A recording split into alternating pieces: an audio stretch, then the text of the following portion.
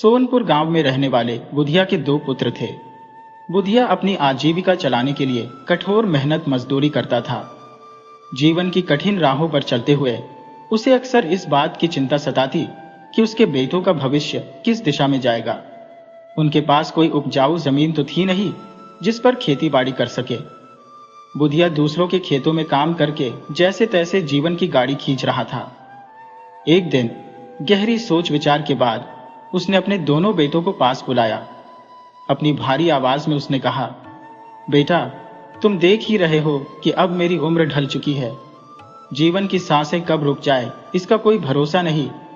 मेरे जीवन की संध्या बेला में मैं बस यही देखना चाहता हूं कि मेरे जाने के बाद तुम दोनों अपना जीवन सही ढंग से चला सकोगे या नहीं। यही चिंता मुझे खाई जा रही है। बड़े बेटे चमन ने बिना किसी झिझक के उत्तर दिया, पिताजी, यदि आप हमारी बुद्धि या कोई परीक्षा लेना चाहते हैं तो ये मेरे बस की बात नहीं। मैं अपनी पहलवानी में ही मग्न हूं। दिमागी खेल मेरे वश का नहीं। आप जो कुछ भी करवाना चाहते हैं वह छोटे से ही करवा लीजिए। इतना कहकर चमन सीधे अखाड़े की ओर कसरत करने चला गया। बुधिया ने गहरी सांस लेते हुए छोटे बेटे रोशन की ओर देखा और कहा, बेटा, चमन तो अपनी ताकत के बलबूते जीवन काट ही लेगा, पर तुम्हारा क्या होगा? तुम्हारा जीवन कैसे आगे बढ़ेगा? रोशन ने आत्मविश्वास से कहा, पिताजी, रोशन ही आपके नाम को रोशन करेगा। मैं कोई साधारण काम नहीं करूंगा। मैंने सुना है कि हमारे राजा के मुख्य सलाहकार का देहांत हो गया है और राजा जल्द ही एक नए सलाहकार की नियुक्ति करने वाले हैं। मैं यही पद प्राप्त करूंगा। बुधिया ने माथे पर चिंता की लकीरें खींचते हुए कहा, बेटा, ये बड़े बड़े सपने देखना छोड़ो। कोई ऐसा काम शुरू करो जिससे कल को तुम्हें एक अच्छी लड़की का हाथ मिल सके और तुम अपना परिवार संभाल सको। रोशन ने दृढ़ता से जवाब दिया, पिताजी, चाहे कुछ भी हो जाए, मैं राजा का सलाहकार ही बनूंगा। बुधिया ने उसकी ओर संदेह भरी नजरों से देखा और कहा, अच्छा, तो तुम्हारी बुद्धिमानी की परीक्षा लेते हैं। देखते हैं कि तुम राजा का सलाहकार बनने के काबिल हो भी या नहीं, या सिर्फ हवा में बातें बनाना जानते हो। रोशन ने उत्साह से कहा, पिताजी, आप जो भी परीक्षा लेना चाहें मैं तैयार हूं, बस आदेश दें। बुधिया ने मुस्कुराते हुए कहा, पहला काम जो तुम्हें करना होगा वह यह कि तुम्हें एक समझदार और सूझबूझ वाली लड़की से विवाह करना होगा। यही तुम्हारी पहली परीक्षा होगी। रोशन ने सहमति में सिर हिलाया और कहा, ठीक है पिताजी। इतना कहकर वह घर से बाहर निकल पड़ा, मन में एक नया लक्ष्य और आत्मविश्वास लिए। जैसे ही रोशन घर से निकला, पीछे से बुधिया बड़बड़ाने लगा, अब देखता हूं बिना काम धंधे के ये अपनी शादी कैसे रचाता है। अब तो इसकी अक्ल ठिकाने आ ही जाएगी। उधर रोशन इधर उधर भटकता हुआ जमींदार के खेतों में काम कर रही औरतों के पास पहुंचा। उसकी नजर एक सुंदर लड़की पर पड़ी। वह उसके पास गया और मुस्कुराते हुए बोला, मेरा नाम रोशन है। मैं पास के ही गांव का रहने वाला हूं और तुमसे शादी करना चाहता हूं। लड़की उसकी बात सुनकर पहले तो चौंक गई, लेकिन तुरंत अपने आप को संभालते हुए बोली, पहले ये तो बताओ कि तुम करते क्या हो? रोशन ने गर्व से कहा, मैं राजा के दरबार में सलाहकार बनने वाला हूं। लड़की उसकी बात पर हंस पड़ी और बोली, तुम्हारी हालत तो देखो और कैसी कैसी बातें कर रहे हो। अच्छा, चलो जाओ यहां से और मुझे अपना काम करने दो। बड़बोले कहीं के। पास खड़ी अन्य औरतें भी रोशन की बात सुनकर खिलखिला उठी। अपनी बेइज्जती से तिलमिलाया रोशन वहां से झेंपता हुआ चला गया, लेकिन उसके मन में इस अपमान का बदला लेने और खुद को साबित करने की ठान बैठा। रोशन इधर उधर भटकता रहा और अपने मन में योजना बनाने लगा। अचानक उसकी आंखों में एक चमक आ गई। उसने मन ही मन कहा, अब घी टेढ़ी उंगली से ही निकालना होगा। सीधे वह अपने गांव के एक सुनार दोस्त के पास पहुंचा। दोस्त ने उसे देखकर पूछा, अरे रोशन, आज कैसे याद किया? तू तो मुझे बिना काम के कभी मिलने नहीं आता। सच सच बता, क्या काम है? रोशन मुस्कुराते हुए बोला, भाई, मुझे कुछ कीमती मोती चाहिए, पर टेंशन मत ले, मैं इन्हें शाम तक वापस लौटा दूंगा। दोस्त हैरानी से बोला, शाम तक लौटा दोगे? ऐसा क्या खास काम है? रोशन ने मुस्कुराते हुए कहा, भाई, तेरे लिए भाभी लाने का प्लान है। सुनार दोस्त ने हंसते हुए कहा, अच्छा, ज्यादा लंबी लंबी मत हाँक। ये ले मोती, लेकिन शाम तक लौटाने का वादा पक्का है। रोशन ने मोती लिए और गांव की ओर चल पड़ा। रास्ते में उसने देखा कि एक सुंदर लड़की कुएं से पानी भर रही थी। वह उसके पास से गुजरने लगा और धीरे धीरे एक एक करके मोती गिराने लगा। लड़की ने जब देखा कि कीमती मोती जमीन पर गिर रहे हैं तो उसने सोचा, इस बेचारे राहगीर के मोती गिर रहे हैं, मुझे इसे बताना चाहिए। लड़की ने आवाज लगाई, सुनिए महाशय, आपके कीमती मोती तो गिरते जा रहे हैं। रोशन उसकी आवाज सुनकर भी अनसुना करता हुआ आगे बढ़ता रहा। लड़की ने फिर से चिल्लाया, अरे महाशय, सुनिए तो सही, आपके मोती गिर रहे हैं। अब रोशन रुका और गुस्से से पलटकर बोला, क्या कहा, क्यों चिल्ला रही हो? लड़की बोली, आप तो बड़े विचित्र इंसान हैं। एक तरफ मैं आपकी मदद कर रही हूं और दूसरी तरफ आप मुझ पर रोब जमा रही हैं। रोशन ने क्रोधित होकर उत्तर दिया, क्या खाक मदद कर रही हो? तुमने तो मेरी सारी मेहनत पर पानी फेर दिया। लड़की व्यंग्यात्मक लहजे में बोली, अच्छा, उल्टा चोर कोतवाल को डांट रहा है? रोशन गुस्से में कहने लगा, और नहीं तो क्या, पूरे 2 वर्षों के बाद मुझे पसीना आता है और जब वह पसीना गिरता है तो मोती बन जाता है। अभी तो बस मुझे पसीना आना शुरू ही हुआ था और तुमने आकर बीच में टोक दिया। लड़की ने उत्सुकता से पूछा, क्या सच में ऐसा होता है? तब तो आप बड़े धनाढ्य होंगे, घर द्वार सब कुछ आलीशान होगा, है ना? रोशन गर्व से बोला, और नहीं तो क्या, अब मुझे जाने भी दो, कहीं ऐसा ना हो कि तुम कहने लगो मुझसे शादी कर लो।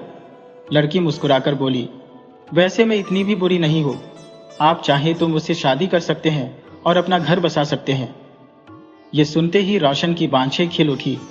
उसने कहा, नहीं नहीं, शादी ब्याह ऐसे राह चलते थोड़ी होते हैं। लड़की ने रोचकता से कहा, मैं तुम्हारी अर्धांगिनी बनकर रहूंगी, तुम मुझे अपने साथ ले चलो। रोशन को मानो उसकी वर्षों की मुराद मिल गई। दोनों ने पास के मंदिर में जाकर विवाह कर लिया। जब रोशन अपनी पत्नी को लेकर घर पहुंचा तो उसने अपने पिता से कहा, पिताजी, देखिए, मैं आपके लिए बहू लेकर आ गया हूं। पिता ने आश्चर्य से पूछा, अरे, तुझे लड़की कैसे मिल गई? लड़की ने जब घर को देखा तो घबराकर बोली, आप इस घर में रहते हैं? आप तो बहुत ही साधारण निकले। आपने तो कहा था कि आप अमीर हैं। रोशन ने शांत स्वर में उत्तर दिया, भाग्यवान, तुम बस देखती जाओ, बहुत जल्द मैं राजा के दरबार में सलाहकार बनूंगा। लड़की ने माथा पकड़ लिया और अफसोस जताते हुए कहा, हाय, मैंने तो अपने कर्म ही फोड़ लिए, पता नहीं आप कब बनेंगे राजा के सलाहकार। रोशन के पिता ने गंभीरता से कहा, बेटा, आज तो तूने लड़की को बहला फुसलाकर शादी कर ली है, लेकिन अब सच में राजा का सलाहकार बनकर दिखा।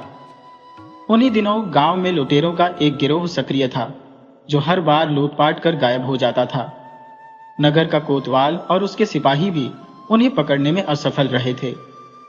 पिता ने रोशन से कहा, बेटा, अगर तू सच में राजा का सलाहकार बनना चाहता है तो यही मौका है। लुटेरों के गिरोह को पकड़वा दे, राजा तुझसे प्रसन्न हो जाएगा। रोशन भयभीत होकर बोला, पिताजी, आप कैसी बातें कर रही हैं? क्यों मुझे मौत के मुंह में धकेलना चाहते हैं? जब कोतवाल के सिपाही तक उन्हें नहीं पकड़ सके तो मैं क्या चीज हूं? पिता ने समझाते हुए कहा, बेटा, यही तो तेरी बुद्धि की परीक्षा है। उसी दिन रोशन किसी काम से दूसरे गांव गया हुआ था।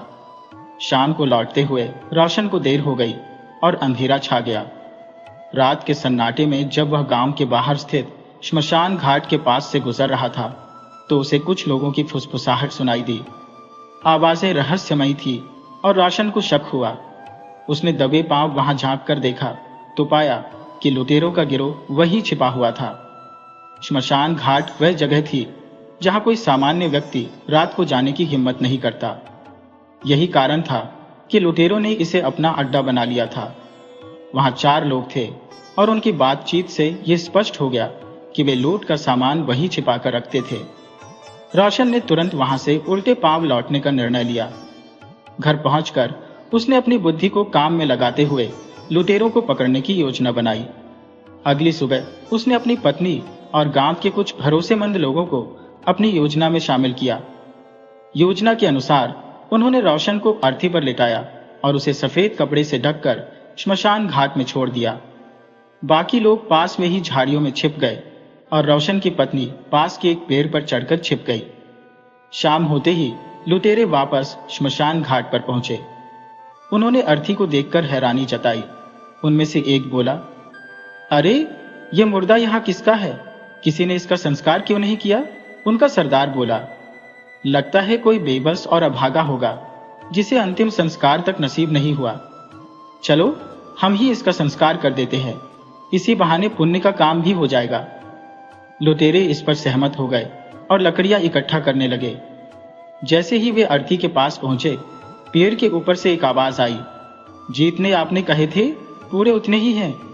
ये सुनते ही अर्थी पर लेटा रोशन अचानक खड़ा हो गया और गंभीर आवाज में बोला, पूरे 4 होने चाहिए, जितने मैंने कहे थे।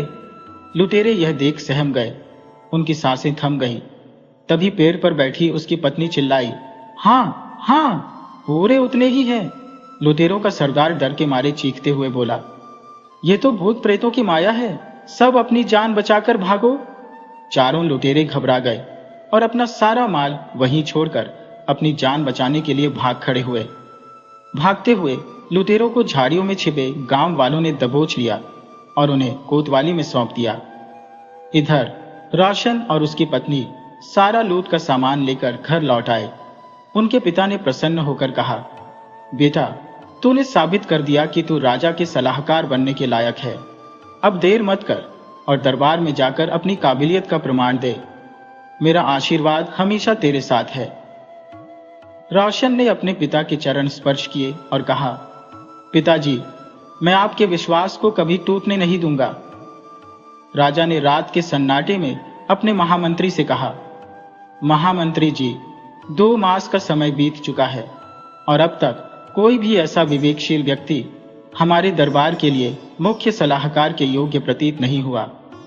महामंत्री ने गंभीर स्वर में उत्तर दिया, महाराज, मैंने भी अपनी ओर से हर संभव प्रयास किया, परंतु कोई परिणाम हाथ नहीं लगा। फिर भी कल एक अंतिम प्रयास करेंगे। मैंने प्रजा में से कुछ योग्य उम्मीदवारों को महल के बगीचे में एकत्र होने का आदेश दिया है।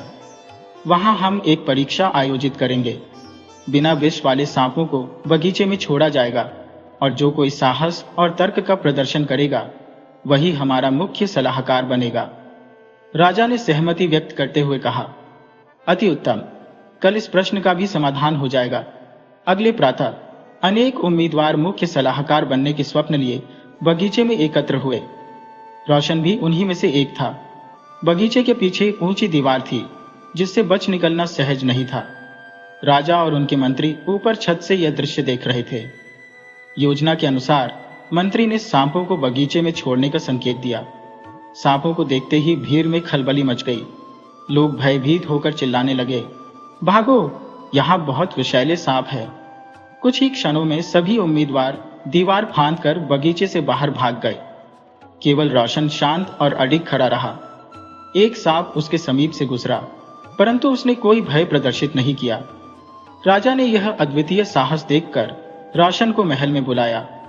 मंत्री ने उससे पूछा, तुम्हारा नाम क्या है पुत्र? रोशन ने विनम्रता से उत्तर दिया, मेरा नाम रोशन है। मंत्री ने फिर पूछा, क्या मृत्यु का भय तुम्हें नहीं होता? रोशन मुस्कुराकर बोला, मंत्री जी, मृत्यु का भय तो प्रत्येक प्राणी को होता है, लेकिन यह प्रश्न विश्वास और साहस का है। बचपन से ही हम महाराज की कृपा और न्यायप्रियता के साये में पले बड़े हैं। मैं ये कैसे मान लूं कि महाराज बिना कारण हमारे प्राण लेने का आदेश देंगे? मेरे राजा पर अटूट विश्वास ही मेरी दृढ़ता का कारण है। राजा ने प्रशंसा करते हुए कहा, अति उत्तम रोशन, तुमने न केवल अपने साहस का परिचय दिया है, बल्कि तुम्हारा तर्क संगत विचार भी तुम्हें इस पद के लिए सर्वाधिक योग्य बनाता है। महामंत्री जी, हमारी खोज अब समाप्त हो चुकी है। रोशन ने विनम्रता से कहा, महाराज, आज मेरे जीवन का स्वप्न साकार हुआ है। मैं आपका और आपके न्याय का सदैव आदर करूंगा। इसके पश्चात रोशन को राज दरबार में मुख्य सलाहकार के पद पर नियुक्त कर दिया गया। वह अपनी पत्नी और पिता के साथ एक सुखमय और संतोषप्रद जीवन व्यतीत करने लगा।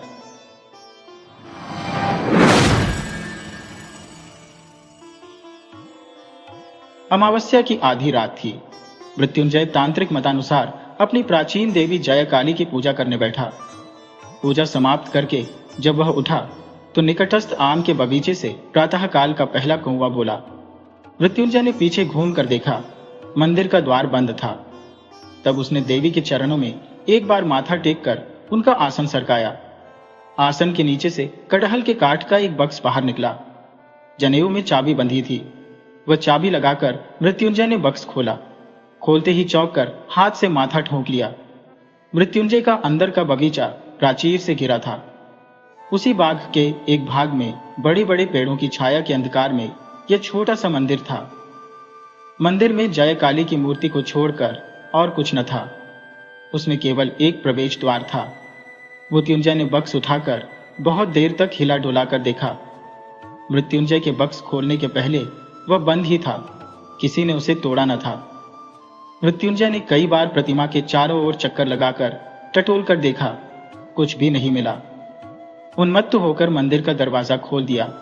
उस समय प्रभात की किरणें फूट रही थी। मंदिर के चारों ओर मृत्युंजय घूम घूम कर व्यर्थ की आशा में खोजते हुए चक्कर लगाने लगा। प्रभातकालीन आलोक जब प्रस्फुटित हो उठा तब वह बाहर के चंडी मंडप में आकर सिर पर हाथ रखे बैठकर सोचने लगा। सारी रात जागने के बाद श्रांत देह को थोड़ी सी झपकी आ गई। इसी समय हठात चौंक पड़ा। सुना, जय हो बाबा। प्रांगण में सामने एक जटाजूटधारी सन्यासी खड़े थे। मृत्युंजय ने भक्तिभाव से उनको प्रणाम किया। सन्यासी ने उसके सिर पर हाथ रखकर आशीर्वाद देते हुए कहा, बेटा, तुम मन में व्यर्थ शोक कर रहे हो। सुनकर मृत्युंजय को आश्चर्य हुआ। कहा, आप अंतर्यामी है, नहीं तो मेरा शोक किस प्रकार जान लिया? मैंने तो किसी से भी कुछ नहीं कहा। सन्यासी बोले, वत्स, मैं कहता हूं, तुम्हारा जो कुछ खो गया है उसके लिए तुम आनंद मनाओ, शोक मत करो।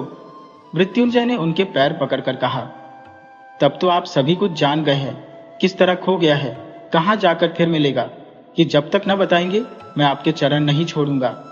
सन्यासी ने कहा, मैं यदि तुम्हारी अमंगल कामना करता तो बताता, किंतु भगवती ने कृपा करके जो हर लिया है उसके लिए शोक न करना। सन्यासी को प्रसन्न करने के लिए मृत्युंजय ने सारे दिन विविध प्रकार से उनकी सेवा की। दूसरे दिन प्रातः अपनी गौशाला से लौटा भर फेनयुक्त दूध दुहकर लाने पर देखा सन्यासी नहीं थे। मृत्युंजय जब बच्चा था, जब उसके पितामह हरिहर एक दिन इसी चंडी मंडप में बैठे हुक्का पी रहे थे, तब इसी तरह एक सन्यासी जय हो बाबा कहते हुए इसी आंगन में आ खड़े हुए थे। हरिहर ने उस सन्यासी को कई दिन घर में रखकर विधि पूर्वक सेवा द्वारा संतुष्ट किया था। विदा के समय सन्यासी ने जब यह प्रश्न किया, वत्स, तुम क्या चाहते हो? तो हरिहर ने कहा, बाबा, यदि संतुष्ट हुए हो तो एक बार मेरी हालत सुने। एक समय इस गांव में हम सबसे समृद्ध थे। मेरे प्रपितामह ने दूर के एक कुलीन को बुलवाकर उससे अपनी एक कन्या का विवाह कर दिया था। उनके वह दाहिज वंशज ही हमको धोखा देकर आजकल इस गांव में बड़े आदमी बन बैठे हैं। इस समय हमारी अवस्था अच्छी नहीं है, इसी कारण उनका अहंकार सहते रहते हैं, किंतु अब और नहीं सहा जाता। कैसे हमारा कुल फिर से बड़ा हो, यही उपाय बता दें, यही आशीर्वाद दे। सन्यासी ने थोड़ा हंसकर कहा, बेटा, छोटे होकर सुख से रहो, बड़े होने के प्रयत्न में मुझे भलाई नहीं दिखती। किंतु हरिहर ने फिर भी नहीं छोड़ा। वंश को बड़ा करने के लिए वह सब कुछ स्वीकार करने के लिए राजी था। तब सन्यासी ने अपनी झोली से कपड़े में लिपटा रुई से बनी कागज पर लिखा एक लेख निकाला। कागज लंबा था, जन्मपत्री के समान लिपटा था। सन्यासी ने उसको जमीन पर फैला दिया। हरिहर ने देखा, उसमें बने नाना प्रकार के चक्रों में अनेक प्रकार के सांकेतिक चिन्ह अंकित थे और सबके नीचे एक लंबी तुकबंदी लिखी हुई थी, जिसका आरंभ इस प्रकार था, पाए धरे साधा, रा नाही दे राधा, शेष एक दिल दोड़ा, पागोल छाड़ो पा, तेंतोल बटेर कोल तीन, दक्षिण याव चार चले, ईशान कोने ईशानी कहे दिलाम पांच निशानी, इत्यादि। हरिहर ने कहा, बाबा, मैं तो कुछ भी नहीं समझा। सन्यासी बोले, पास रख लो, देवी की पूजा करो, उनके प्रसाद से तुम्हारे वंश में कोई न कोई इस लिखावट को समझ सकेगा। उस समय वह इतना ऐश्वर्य पाएगा जिसकी जग में तुलना नहीं। हरिहर ने मिन्नत करके कहा, बाबा, क्या समझा न देंगे? सन्यासी ने कहा, नहीं, साधना द्वारा समझना होगा। इसी समय हरिहर का छोटा भाई शंकर आ पहुंचा। उसको देखकर हरिहर ने छटपट लेख छिपाने की चेष्टा की। सन्यासी ने हंसकर कहा, बड़े होने के रास्ते का दुख अभी से शुरू हो गया, किंतु छिपाने की आवश्यकता नहीं है। कारण इसका रहस्य केवल एक ही व्यक्ति जान सकेगा। 1000 प्रयत्न करने पर भी और कोई उसे नहीं जान पाएगा। तुम में से वह व्यक्ति कौन है, यह कोई नहीं जानता। अतएव इसे सबके सामने निर्भय खोलकर रख सकते हो। सन्यासी चले गए, किंतु हरिहर उस कागज को छिपाकर रखे बिना न रह सका। कहीं और कोई इससे लाभान्वित न हो जाए, कहीं उसका छोटा भाई शंकर इसका फल भोग न कर ले। इसी आशंका से हरिहर ने इस कागज को कटहल के काट के एक बक्स में बंद करके अपनी आराध्य देवी जयकाली के आसन के नीचे छिपा दिया था। प्रत्येक अमावस्या की अर्धरात्रि को देवी की पूजा करके एक बार वह उस कागज को खोलकर देखता। काश देवी प्रसन्न होकर उसको अर्थ समझने की शक्ति दे दे। कुछ दिन से शंकर हरिहर से विनती करने लगा था, भैया एक बार अच्छी तरह मुझे वह कागज देख लेने दो ना। हरिहर ने कहा, धत पगले, वह कागज क्या अब धरा है। वह पाखंडी सन्यासी कागज में कुछ चील बिलवा बनाकर झांसा दे गया था। मैंने उसे जला डाला है। शंकर चुप रह गया। सहसा एक दिन शंकर घर में दिखाई नहीं दिया। उसके बाद से वह लापता रहा। हरिहर का सारा काम काज नष्ट हो गया। गुप्त ऐश्वर्य का ध्यान वह क्षण भर के लिए भी न भूल सका। मृत्यु काल आ पहुंचने पर सन्यासी के दिए हुए उस कागज को वह अपने बड़े लड़के श्यामपद को दे गया। ये कागज पाने पर श्यामापद ने नौकरी छोड़ दी। जयकाली की पूजा और एकाग्र चित्त से इस लेख के पाठ की चर्चा में उसका संपूर्ण जीवन कैसे बीत गया, इसका उसे पता भी न चला। मृत्युंजय श्यामापद का बड़ा लड़का था। पिता की मृत्यु के पश्चात वह सन्यासी के दिए हुए इस गुप्त लेख का अधिकारी हुआ। उसकी अवस्था उत्तरोत्तर जितनी ही खराब होती जाती थी, उतने ही आग्रह से उस कागज के प्रति उसका सारा ध्यान एकाग्र होता जाता। तभी गत अमावस्या की रात को पूजा के पश्चात वह लेख नहीं दिखाई पड़ा। सन्यासी भी कहीं अंतर्धान हो गया। मृत्युंजय ने कहा, उस सन्यासी को छोड़ने से काम न चलेगा, सारा पता उसी से मिलेगा। ये कहकर वह घर छोड़कर सन्यासी की खोज में निकला। 1 वर्ष रास्तों में घूमते ही बीत गया। गांव का नाम धारागोल था। वहां मोदी की दुकान पर बैठा मृत्युंजय तंबाकू पी रहा था और अन्य मनस्क भाव से अनेक बातें सोच रहा था। कुछ दूरी पर मैदान के बगल से एक सन्यासी जा रहा था। पहले तो मृत्युंजय का ध्यान उधर नहीं गया। थोड़ी देर बाद सहसा उसे लगा, जो आदमी जा रहा था ये वही सन्यासी है। झटपट हुक्का रखकर मोदी को आश्चर्य में डाल एक दौड़ में वह दुकान से बाहर निकल गया, किंतु वह सन्यासी दिखाई नहीं दिया। उस समय संध्या का अंधेरा हो गया था। अपरिचित स्थान में वह सन्यासी की खोज करने कहाँ जाए, यह निश्चय न कर सका। लौटकर दुकान पर आकर मोदी से पूछा, यह जो सघन वन दिख रहा है वहां क्या है? मोदी ने कहा, किसी समय यह वन शहर था, किंतु अगस्त्य मुनि के शाप से वहां के राजा प्रज्ञा सब महामारी में मर गए।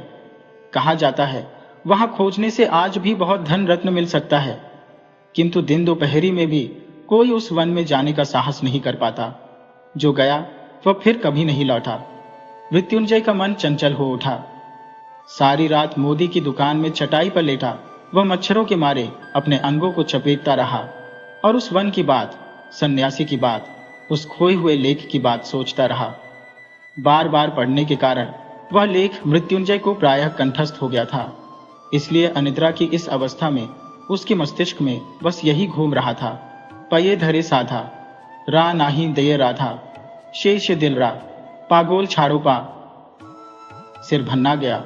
इन पंक्तियों को वह किसी भी प्रकार अपने मन से न निकाल सका। अंत में भोर वेला में जब उसे जरा झपकी आई, तब स्वप्न में इन 4 पंक्तियों का अर्थ उसे अत्यंत सहज प्रतीत हुआ। रा नाही देय राधा, अर्थात राधा का रा न रहने से धा रह गया। शेष दिल रा, अर्थात धारा हो गया। पागोल छाड़ो पा, पागोल का पा छोड़ देने से गोल बाकी रहा, अर्थात सब मिलकर धारा गोल हुआ। इस जगह का नाम तो धारा गोल ही है। सपना देखते देखते मृत्युंजय उछल पड़ा। दिन भर वन में घूमकर बड़े कष्ट से रास्ता खोजकर बिना कुछ खाए संध्या समय मृत्यु प्राय अवस्था में मृत्युंजय गांव को लौटा। दूसरे दिन चादर में चिवड़ा बांधकर फिर उसने वन की यात्रा की। अपराह्न में वह एक बावड़ी के पास जा पहुंचा। बावड़ी के पश्चिमी किनारे पर मृत्युंजय अचानक चौंक कर खड़ा हो गया। देखा, इमली के एक पेड़ को घेरकर एक विशाल वट वृक्ष खड़ा था। तत्क्षण उसे याद आया, तेंतुर बटेर खोले, वट की गोद में इमली, दक्षिणी याव चले, दक्षिण दिशा में चले जाओ। कुछ दूर दक्षिण दिशा की ओर जाने पर वह घने जंगल में जा पहुंचा। वहां बेंत की झाड़ियों को पार करके चलना उसके लिए एकदम असंभव हो गया। जो हो, मृत्युंजय ने तय किया, इस वृक्ष को खो देने से किसी भी प्रकार काम नहीं चलेगा। इस पेड़ के पास लौटकर आते हुए पास ही वृक्ष के बीच से एक मंदिर का शिखर दिखाई पड़ा। उसी दिशा की ओर लक्ष्य करके चलता हुआ मृत्युंजय एक टूटे मंदिर के पास आ पहुंचा। उसने देखा, पास ही एक छोटा सा चूल्हा, जली लकड़ी और राख पड़ी थी। खूब सावधानी से मृत्युंजय ने मंदिर के टूटे दरवाजे में झांका। वहां कोई आदमी नहीं था, प्रतिमा नहीं थी, केवल एक कंबल, एक कमंडल और एक गेरुआ उत्तरीय पड़ा था। उस समय संध्या हो चली थी। गांव बहुत दूर था। अंधेरे में वन में रास्ता ढूंढा जा सकेगा या नहीं, अतः इस मंदिर में मनुष्य के बसने का लक्षण देखकर मृत्युंजय खुश हुआ। मंदिर का एक बहुत बड़ा पत्थर का टुकड़ा टूटकर द्वार के पास पड़ा हुआ था। उस पत्थर पर बैठकर नीचा सिर किए सोचते सोचते मृत्युंजय ने अचानक पत्थर पर जाने क्या खुदा हुआ देखा। झुककर देखा, एक चक्र अंकित था। उसमें कुछ स्पष्ट, कुछ लुप्त प्राय ढंग से निम्नलिखित सांकेतिक अक्षर खुदे हुए थे। यह मृत्युंजय का सुपरिचित चक्र था। अमावस्या की कितनी रातों में उसने सुगंधित धूप के धुएं और घी के दिए से प्रकाशित पूजा गृह में रुई के कागज पर अंकित हुए चक्र चिन्ह पर झुककर रहस्य जानने के लिए एकाग्र चित्त से देवी की कृपा की याचना की थी। अभीष्ट सिद्धि के अत्यंत पास आ पहुंचने पर आज उसका सर्वांग जैसे कांपने लगा। कहीं किनारे आकर नौका न डूब जाए, कहीं किसी एक साधारण सी भूल के कारण उसका सब कुछ नष्ट न हो जाए, कहीं वह सन्यासी पहले ही आकर सब कुछ ढूंढ कर न ले जा चुका हो। इसी आशंका से उसके हृदय में उथल पुथल मच गई। उस समय उसका क्या कर्तव्य था, ये वह न सोच सका। उसे लगा वह कदाचित ऐश्वर्य भंडार के बिल्कुल ऊपर बैठा है, फिर भी कुछ जान नहीं पा रहा है। बैठे बैठे वह काली का नाम जपने लगा। संध्या का अंधकार घना हो आया। झिल्ली की झनकार से वन भूमि मुखरित हो उठी। तभी कुछ दूर घने जंगल में आग की चमक दिखाई पड़ी। मृत्युंजय अपना पत्थर का आसन छोड़कर उठा और उस अग्निशिखा को लक्ष्य करके चलने लगा। अत्यंत कठिनाई से कुछ दूर जाकर पीपल के तने की ओट से स्पष्ट देखा उसका वही परिचित सन्यासी अग्नि के प्रकाश में वह रुई कागज का लेख फैलाकर एक सींग से राख के ऊपर एकाग्र मन से हिसाब लगा रहा था। मृत्युंजय के घर के उस पैतृक लेख की लिखावट, अरे पाखंडी चोर, इसी कारण इसने मृत्युंजय से शोक न करने को कहा था। सन्यासी बार बार हिसाब लगाता और एक छड़ी लेकर जमीन नापता।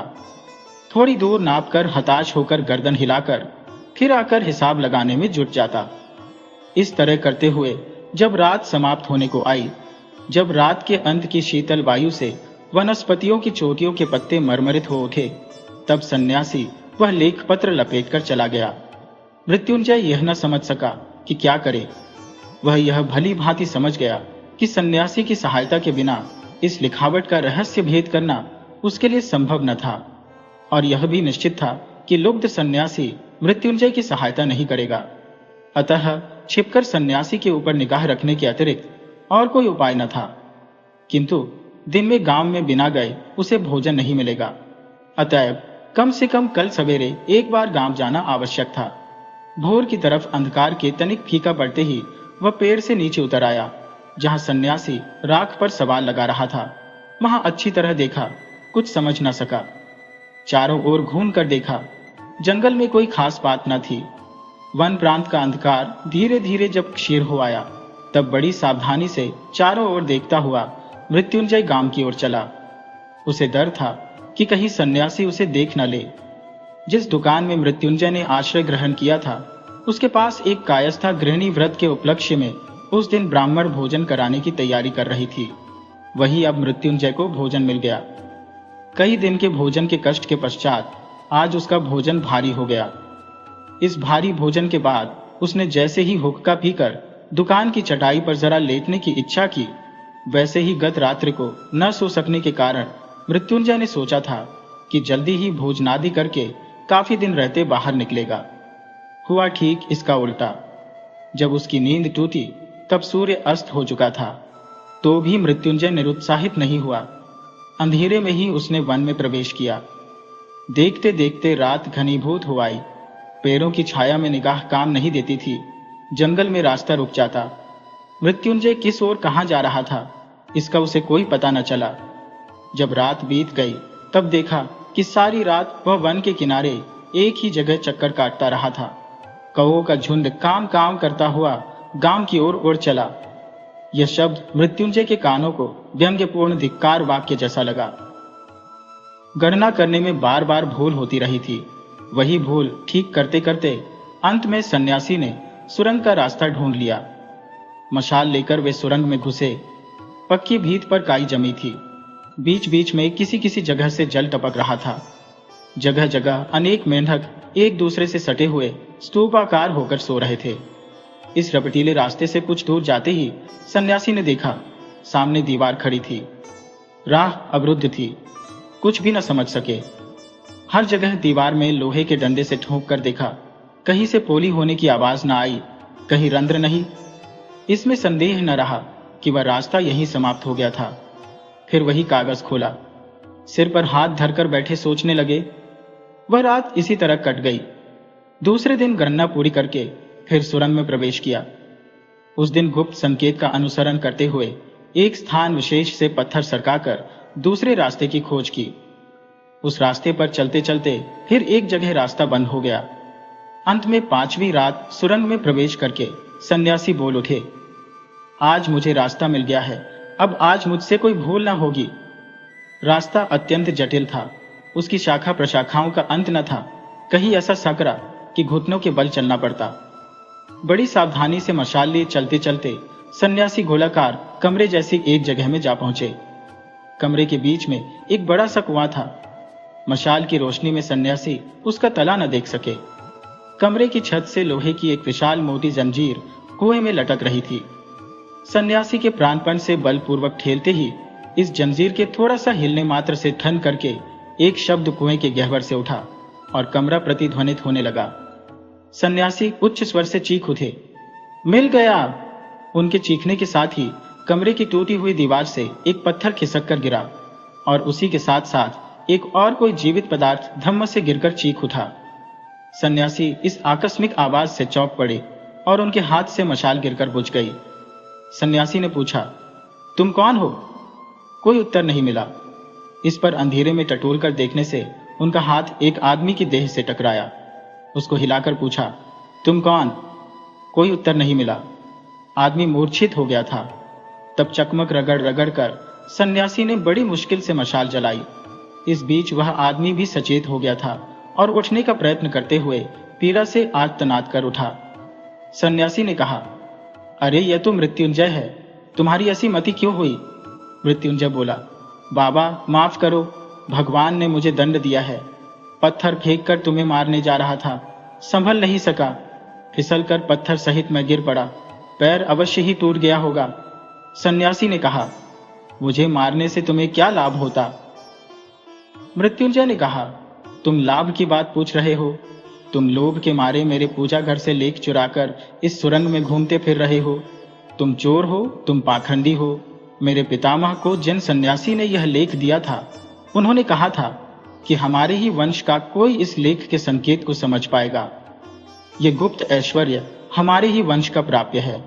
इसलिए मैं कई दिन से बिना खाए बिना सोए छाया के समान तुम्हारे पीछे घूमता रहा। आज जिस समय तुम चिल्लाए मिल गया, तो मुझसे और नहीं रहा गया। मैं तुम्हारे पीछे आकर इसे गड्ढी में छिपा बैठा था। वहां से एक पत्थर सरकाकर तुमको मारने चला था, किंतु शरीर दुर्बल था, जगह बहुत रपटीली थी, इसी से गिर पड़ा। इस समय तुम मुझे मार डालो तो वह भी अच्छा है। मैं यक्ष होकर इस धन की रक्षा करूंगा, किंतु तुम इसे ले नहीं पाओगे, किसी भी प्रकार नहीं। यदि लेने का यत्न करोगे तो मैं ब्राह्मण हो, तुम्हें अभिशाप देकर इस कुएं में कूदकर आत्महत्या कर लूंगा। यह धन तुम्हारे लिए ब्राह्मण गौ के रक्त के समान होगा। इस धन का तुम कभी भी सुख से भोग न कर सकोगे। हमारे पिता पितामह इस धन पर पूर्ण ममता रखकर मरे हैं। इस धन का ध्यान करते करते हम दरिद्र हो गए हैं। इस धन की खोज में मैं घर में अनाथा स्त्री और छोटे बच्चे छोड़कर, आहार निद्रा त्याग कर अभागे पागल के समान घाट मैदानों में घूमता फिर रहा हूं। इस धन को तुम मेरे देखते कभी नहीं ले सकोगे। सन्यासी बोले, मृत्युंजय, तो फिर सुनाओ, तुम्हें सारी बात सुनाता हो। तुम जानते हो, तुम्हारे पितामह का एक छोटा सहोदर भाई था, उसका नाम था शंकर। मृत्युंजय ने कहा, हाँ, वे घर से लापता हो गए थे। सन्यासी ने कहा, मैं वही शंकर हूं। मृत्युंजय ने हताश होकर दीर्घ निश्वास छोड़ी। इतने दिन तक वह यह निश्चय किए बैठा था कि इस गुप्त धन पर एकमात्र उसी का अधिकार है। उसी के वंश के आत्मीय ने आकर यह अधिकार नष्ट कर दिया। शंकर ने कहा, सन्यासी से लेख पाने के बाद भैया ने उसे मुझसे छिपाने का पूरा यत्न किया था, किंतु वे जितना ही छिपाने लगे, मेरी उत्सुकता उतनी ही बढ़ने लगी। उन्होंने इस लेख को देवी के आसन के नीचे बक्स में छिपाकर रखा था। मुझे इसका पता लग गया और दूसरी चाबी बनवाकर प्रतिदिन थोड़ा थोड़ा करके लेख की प्रतिलिपि करने लगा। जिस दिन नकल समाप्त कर ली, उसी दिन मैं इस धन की खोज में घर छोड़कर बाहर निकल पड़ा। मेरे भी घर में अनाथा स्त्री और एक बच्चा था। आज उनमें से कोई नहीं बचा है। कितने देश देशांतरों में भ्रमण किया है, इसका विस्तार से वर्णन करने की आवश्यकता नहीं है।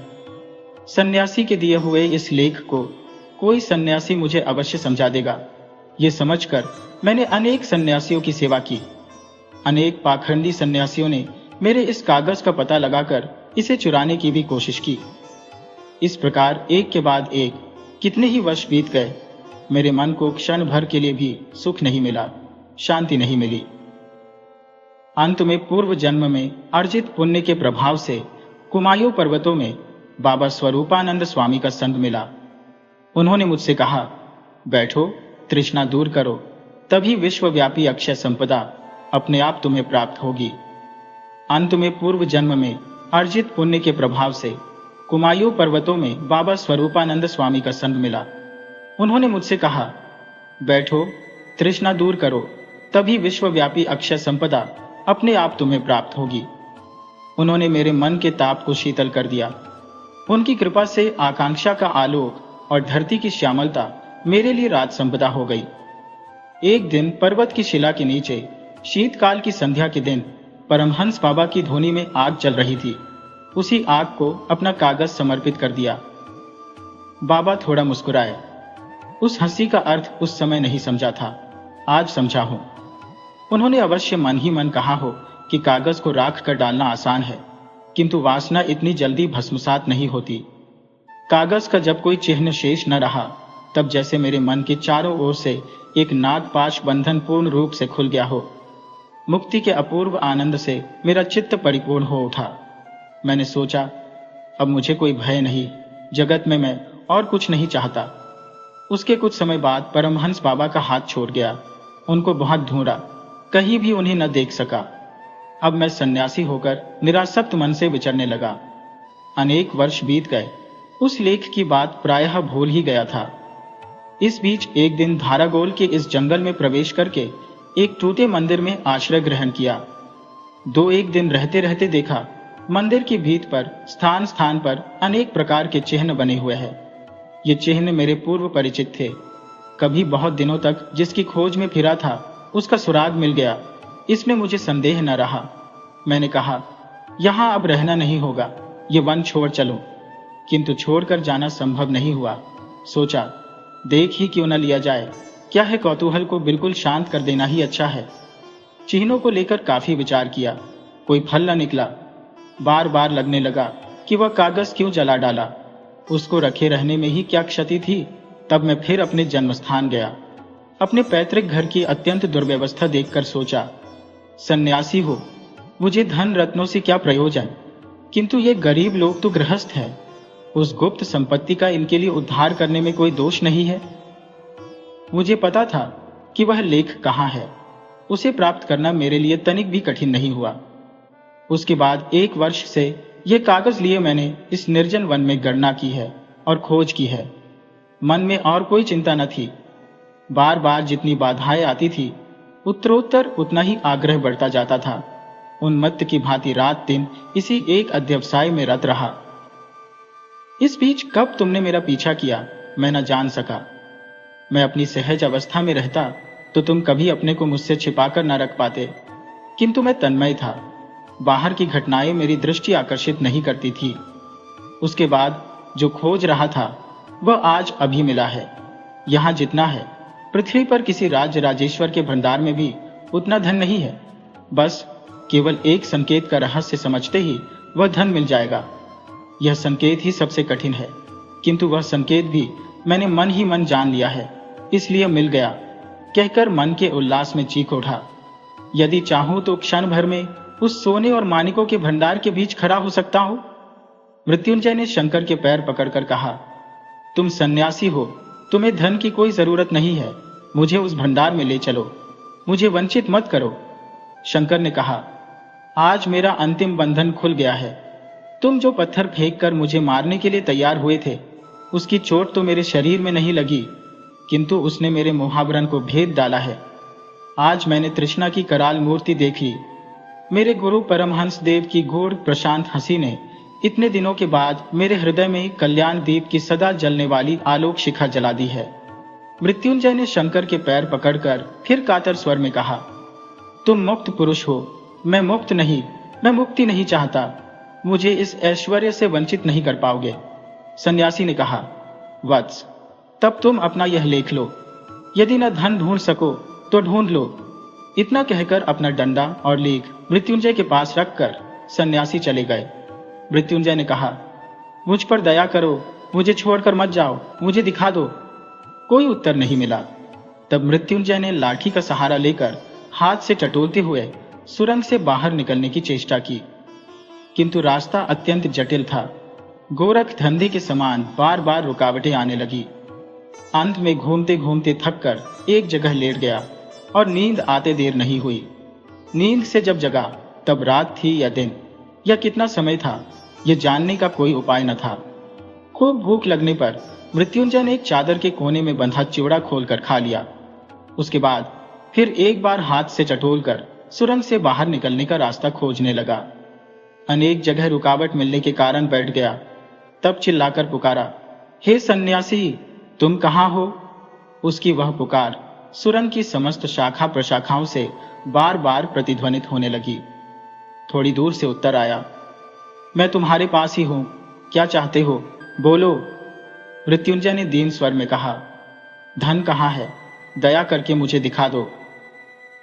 फिर कोई उत्तर नहीं मिला। मृत्युंजय ने बारंबार पुकारा, कोई उत्तर नहीं मिला।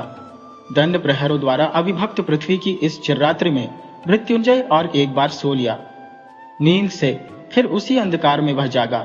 चिल्लाकर पुकारा, अजी हो क्या? पास से ही उत्तर मिला, यही हो, क्या चाहते हो? मृत्युंजय ने कहा, मैं और कुछ नहीं चाहता, इस सुरंग से मेरा उद्धार करके ले चलो। सन्यासी ने प्रश्न किया, तुम धन नहीं चाहते? मृत्युंजय ने कहा, नहीं, नहीं चाहता। तभी चकमक रगड़ने का शब्द हुआ और कुछ देर बाद बत्ती जल गई। सन्यासी ने कहा, तो फिर आओ मृत्युंजय, इस सुरंग से बाहर चलें। मृत्युंजय ने दयनीय स्वर में कहा, बाबा, क्या सब कुछ बिल्कुल व्यर्थ जाएगा? इतने कष्ट के बाद भी क्या धन नहीं मिलेगा? उसी क्षण बत्ती बुझ गई। मृत्युंजय बोला, तुम कितने निष्ठुर हो, और यह कहकर वहीं बैठकर सोने लगा। समय का कोई हिसाब न था, अंधकार का कोई अंत न था। मृत्युंजय को इच्छा हुई कि अपने तन मन के सारे बल से इस अंधकार को फोड़कर चूर्ण कर डाले। प्रकाश, आकाश और विश्व सौंदर्य की विचित्रता के लिए उसके प्राण व्याकुल हो उठे। बोला, हे सन्यासी, निष्ठुर सन्यासी, मैं धन नहीं चाहता, मेरा उद्धार करो। सन्यासी ने कहा, धन नहीं चाहते तो फिर मेरा हाथ पकड़ो, मेरे साथ चला। इस बार बत्ती नहीं जली। एक हाथ में लाठी और एक हाथ में सन्यासी का उत्तरीय पकड़कर मृत्युंजय धीरे धीरे चलने लगा। बहुत देर तक कई टेढ़ी मेढ़े रास्तों में खूब घूम फिरकर एक जगह आकर सन्यासी ने कहा, खड़े रहो। मृत्युंजय खड़ा रहा। उसके पश्चात मोर्चा लगे लोहे के एक दरवाजे के खुलने का भयंकर शब्द सुनाई दिया। सन्यासी ने मृत्युंजय का हाथ पकड़कर कहा, आओ। मृत्युंजय ने आगे बढ़कर जैसे किसी कमरे में प्रवेश किया। तब फिर चकमक रगड़ने का शब्द सुनाई दिया। कुछ देर बाद जब मशाल जल गई, तब यह कैसा अद्भुत दृश्य! चारों ओर दीवारों पर पृथ्वी के गर्भ में रुद्र प्रखर सूर्यालोक पुंज के समान तह पर तह सोने का मोटा मोटा पत्थर मढ़ा हुआ था। मृत्युंजय की आंखें चमकने लगी। वह पागल की भांति बोल उठा, यह सोना मेरा है, इसे मैं किसी भी प्रकार छोड़कर नहीं जा सकता। सन्यासी ने कहा, अच्छा, छोड़कर मत जाना। यह मशाल रही और वह सत्तू चिवड़ा और एक बड़े लोटे में जल रखे जाता हो। देखते देखते सन्यासी बाहर चले गए और उस स्वर्ण भंडार के लोहे के दरवाजे के किवाड़ बंद हो गए। मृत्युंजय बार बार इस स्वर्ण पुंज का स्पर्श करता हुआ सारे कमरे में चक्कर लगाने लगा। सोने के छोटे छोटे टुकड़े तोड़कर जमीन के ऊपर फेंकने लगा, गोद में बटोरने लगा, एक से दूसरे को टकराकर शब्द करने लगा और सारे शरीर पर फेरकर उसका स्पर्श लेने लगा। अंत में थककर सोने का पत्थर बिछाकर उसके ऊपर लेटकर सो गया। जगह कर देखा, चारों ओर सोना झिलमिला रहा था। सोने के अलावा और कुछ न था। मृत्युंजय सोचने लगा, धरती पर शायद अब तक प्रभात हो गया होगा। समस्त जीव जंतु आनंद से जाग उठे होंगे। उसके घर में तालाब के किनारे के बाग से प्रातःकाल जो स्निग्ध सुगंध आती थी, वही मानो उनकी कल्पना में उसकी नाक में प्रवेश करने लगी। उसे मानो स्पष्ट दिखाई दिया कि छोटी छोटी बत्तखें झूमती झूमती कलरव करती हुई प्रातःकाल आकर तालाब में तैर रही हो और घर की नौकरानी बामा कमर में आंचल लपेटे ऊपर उठे दाहिने हाथ में पीतल काम से की थाली कटोरियों का ढेर लिए घाट पर जमा कर रही है। दरवाजा पीटकर मृत्युंजय पुकारने लगा, ओ सन्यासी महाराज, हो क्या? द्वार खुल गया। सन्यासी ने कहा, क्या चाहते हो? मृत्युंजय बोला, मैं बाहर जाना चाहता हूं, किंतु क्या सोने के दो एक पत्थर भी साथ नहीं ले जा सकूंगा? उसका कोई उत्तर दिए बिना सन्यासी ने फिर मशाल जलाई, एक बार हुआ कमंडल रख दिया और उत्तरीय से कई मुट्ठी चिवड़ा जमीन पर रखकर बाहर चले गए। द्वार बंद हो गया। मृत्युंजय ने सोने का एक पतला पत्थर लेकर उसे मोड़कर टुकड़े टुकड़े करके तोड़ डाला। उस टूटे हुए सोने को लेकर कमरे के चारों ओर मिट्टी के ढेले के समान बिखेरने लगा। कभी दांतों से काटकर सोने के पत्थर में दाग करता, कभी सोने के किसी पत्थर को जमीन पर फेंककर उसके ऊपर बार बार पदाघात करता। मन ही मन कह उठता, पृथ्वी पर ऐसे सम्राट कितने हैं जो सोने को इस प्रकार इधर उधर बिखेर सकते हैं। मृत्युंजय पर मानो एक प्रलय की सनक सवार हो गई। उसकी इच्छा होने लगी कि वह उस स्वर्ण राशि को चूर्ण करके धूल के समान फांक फांक कर उड़ा दे और इस प्रकार से पृथ्वी के सारे स्वानलुब्ध राजा महाराजाओं का तिरस्कार करे। इस तरह जितनी देर हो सका मृत्युंजय ने सोने को लेकर खींचतान की और फिर थक कर सो गया। नींद खुलने पर वह अपने चारों ओर फिर वही स्पर्श राशि देखने लगा। तब दरवाजे को पीटकर वह चिल्लाकर बोल उठा, ओ सन्यासी, मैं ये सोना नहीं चाहता, सोना नहीं चाहता। किंतु द्वार नहीं खुला। चिल्लाते चिल्लाते मृत्युंजय का नशा बैठ गया, किंतु द्वार नहीं खुला। सोने के एक एक पिंड को लेकर वह फेंक कर दरवाजे पर मारने लगा, किंतु कोई परिणाम न निकला। मृत्युंजय का हृदय बैठने लगा। तब क्या सन्यासी नहीं आएंगे? इस स्वर्ण कारागार में तिल तिल पल पल करके सूख कर मर जाना होगा। तब सोना देखकर उसे डर लगने लगा। विभीषिका के मौन कठोर हास्य के समान सोने का वह स्तूप चारों ओर स्थिर होकर खड़ा था। उसमें स्पंदन नहीं था, परिवर्तन नहीं। मृत्युंजय का हृदय अब कांपने लगा, व्याकुल होने लगा। उसके साथ उनका कोई संपर्क नहीं था, वेदना का कोई संबंध न था। सोने के ये पिंड न प्रकाश चाहते थे, न आकाश, न वायु, न प्राण, न मुक्ति। ये इस चिर अंधकार में चिरकाल से उज्जवल रहकर कठोर होकर स्थिर होकर पड़े थे। पृथ्वी पर अब गोधूली वेला होगी। आहा, गोधूली का वह सुनहलापन क्षण भर के लिए आंखों को शीतल करके अंधकार प्रांत में रोकर विदा लेता है। उसके पश्चात कुटिया के आंगन में संध्या तारा निर्निमेष दृष्टि से देखने लगता है। गौशाला में दीपक जलाकर बहू घर के कोने में संध्या दीप रखती है। मंदिर की आरती का घंटा बजने लगता है। गांव की, घर की अत्यंत क्षुद्र और तुच्छ बातें आज मृत्युंजय की कल्पना दृष्टि के आगे उज्जवल हो गई। उनका वह भोला कुत्ता पूंछ सिर एक करके आंगन के कोने में संध्या के बाद सोता रहता। वह कल्पना भी जैसे उसको व्यथित करने लगी। धारागोल गांव में कई दिन जिस मोदी की दुकान में उसने आश्रय लिया था, वह इस समय रात में दीपक बुझाकर दुकान बंद करके धीरे धीरे गांव में घर की ओर भोजन करने जा रहा होगा। यह बात स्मरण करके उसको लगने लगा, मोदी कितना सुखी है। आज कौन दिन है क्या पता। यदि रविवार होगा तो अब तक हाट से आदमी अपने अपने घर लौट रहे होंगे, बिछुड़े हुए साथी को ऊंचे स्वर में बुला रहे होंगे, दल बनाकर पार जाने वाली नावों द्वारा पार हो रहे होंगे, मैदान के रास्ते अनाज के खेतों की मेन पार करके गांव के सूखे बांसों के पत्तों से ढके आंगन की बगल से होकर किसान लोग हाथ में दो एक मछली लटकाए, सिर पर टोकरी लिए, अंधेरे में तारों भरी आकाश के क्षीण प्रकाश में एक गांव से दूसरे गांव चले जा रहे होंगे। पृथ्वी के ऊपरी तल की इस विचित्र बृहत चिर चंचल जीवन यात्रा में तुच्छतम दीनतम होकर अपना जीवन मिला देने के लिए मिट्टी के सैकड़ों स्तर भेजता हुआ जगत का आह्वान उसके पास पहुंचने लगा। वह जीवन, वह आकाश पृथ्वी के संपूर्ण मणिमाणिक्यों से उसे अधिक मूल्यवान प्रतीत होने लगा।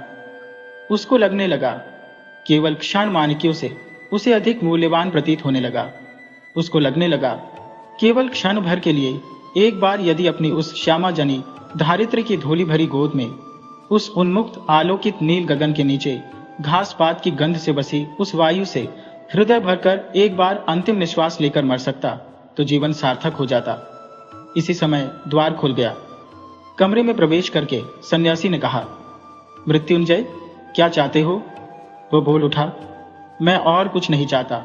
मैं इस सुरंग से, अंधकार से, गोरख धंधे से, इस सोने के कारागार से बाहर निकलना चाहता हूं। मैं प्रकाश चाहता हूं, आकाश चाहता हूं, मुक्ति चाहता हूं। सन्यासी ने कहा, इस सोने के भंडार से भी अधिक मूल्यवान रत्न भंडार कहाँ है? एक बार वहां नहीं चलोगे? मृत्युंजय ने कहा, नहीं, नहीं जाऊंगा। सन्यासी ने कहा, एक बार देख आने की भी उत्सुकता नहीं है? मृत्युंजय ने कहा, नहीं, मैं देखना भी नहीं चाहता। मुझे यदि कौपीन पहनकर भिक्षा मांगते घूमना पड़े तो भी मैं यहां क्षण भर भी नहीं काटना चाहता। सन्यासी ने कहा, अच्छा तो फिर आओ। मृत्युंजय का हाथ पकड़कर सन्यासी उसे उस गहरे कुएं के पास ले गए। उसके हाथ में वह लेख पत्र देकर कहा, इसे लेकर तुम क्या करोगे? मृत्युंजय ने उस पत्र को फाड़कर टुकड़े टुकड़े करके कुएं में फेंक दिया।